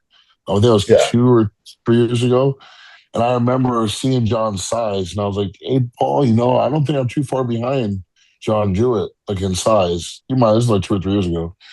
So to be able to stand next to him and actually beat him, not just once but twice, to solidify that it wasn't just a one-time thing, that was pretty yeah, fucking cool. That was a moment for me. I admire John. yeah. The John's probably one of the only guys that like just seems pretty straight up, straightforward. Like you don't ever hear any negative hate on him or anything. He's got a great physique. He seems to be a good coach. Seems to be putting out positive material all the time. Like, yeah, I mean, I'm not going to say that I looked up to John because my time was kind of already came and gone before John came along. But like, I do remember he went from a middleweight to a heavyweight, and I'm like, holy shit! And he turned pro doing that too, 1 year. Yeah, So like John, as a coach, I admire him as a businessman because he's yeah. definitely a good businessman. He's established himself. I don't agree with how heavily he's pushed Masteron and Primo, but that's a whole different Oh. conversation, for different people. Yeah, I actually think John's the reason why everyone glorifies Yeah, no, those I two believe he is. compounds. yeah, he I is. actually believe John is like the sole reason why. And I always laugh, and I'm not going to name this guy's name because he does not fucking deserve one ounce of attention. But he always used to say that John stole his work. And you guys know what I'm talking about? No, I bet you if you said it, I'd go, oh, okay. But no. The guy's The got like first, 400 followers, and he acts like he's like really something special, and he acts like he brought like he acts like he's a game changer for the sport. You know, like John Oh, never I think I know challenged who you're him. talking about. Though I think I what know exactly who you're talking about. what letter does his first name end with? End with Yeah. R. Oh no, I was thinking about somebody else. Never mind. Never mind. Yeah, but Guy named Victor. I'll just say that. I'm not going to go any further. Guy named Victor. huh. And now we're not ringing the bells.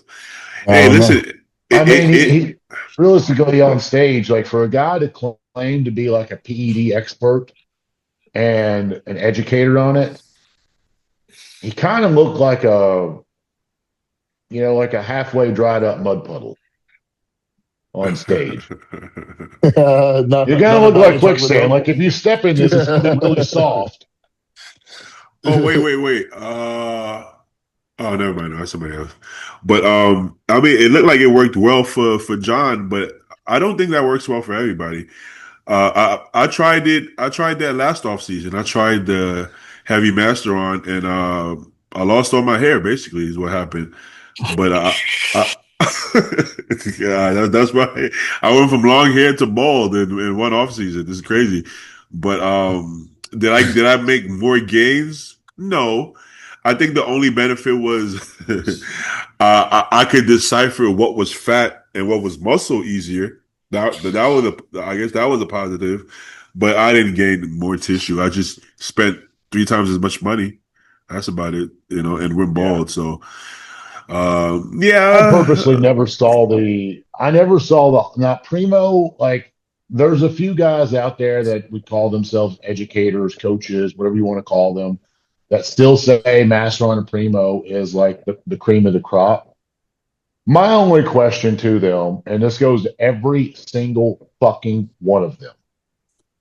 Why are you not at the top? Why did you not ever make it that far? Oh, next question. How come you don't have anyone who ever made it to the top? And how come the guys that are at the top are not doing that?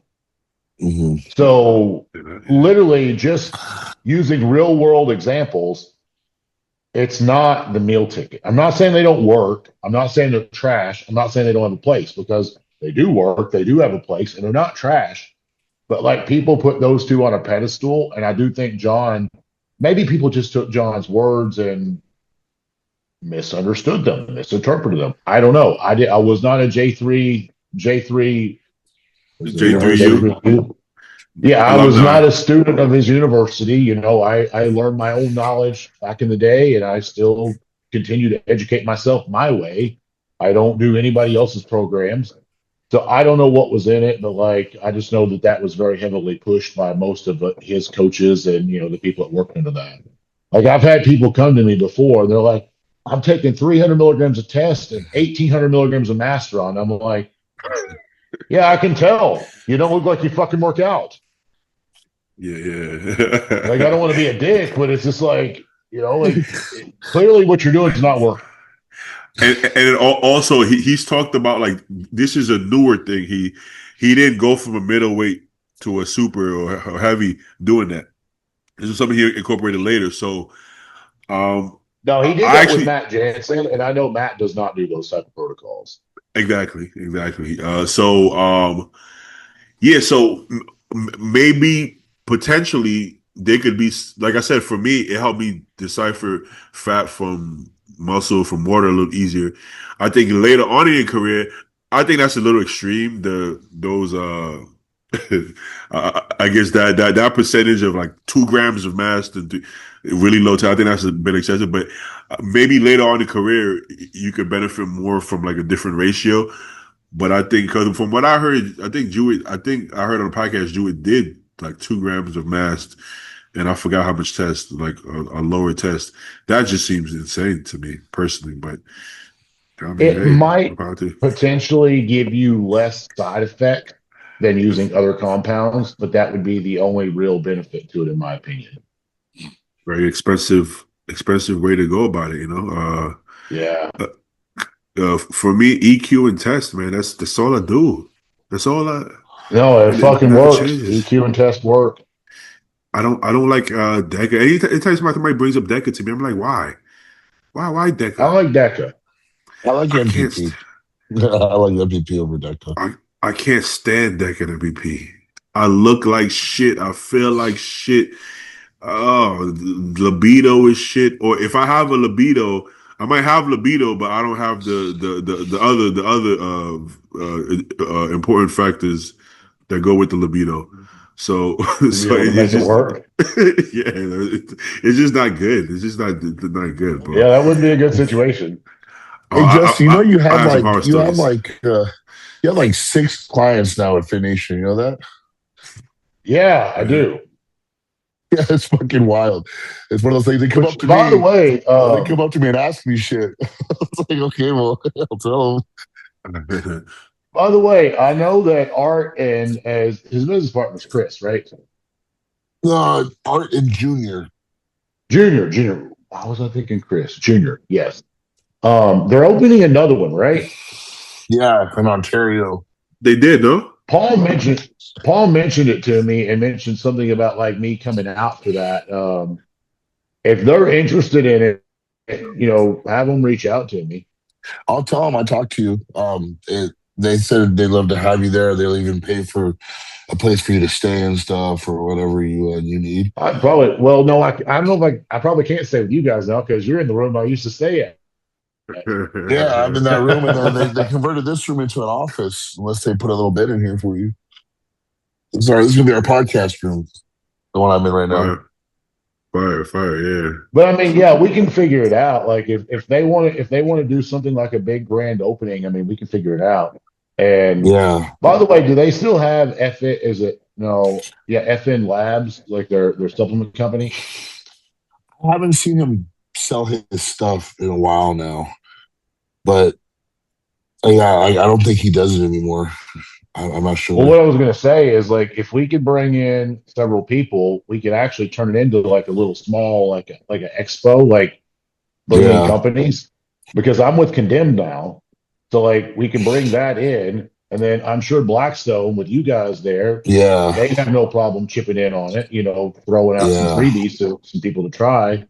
Just kind of give people a little bit of a taste, and it would bring people in the door. Yeah.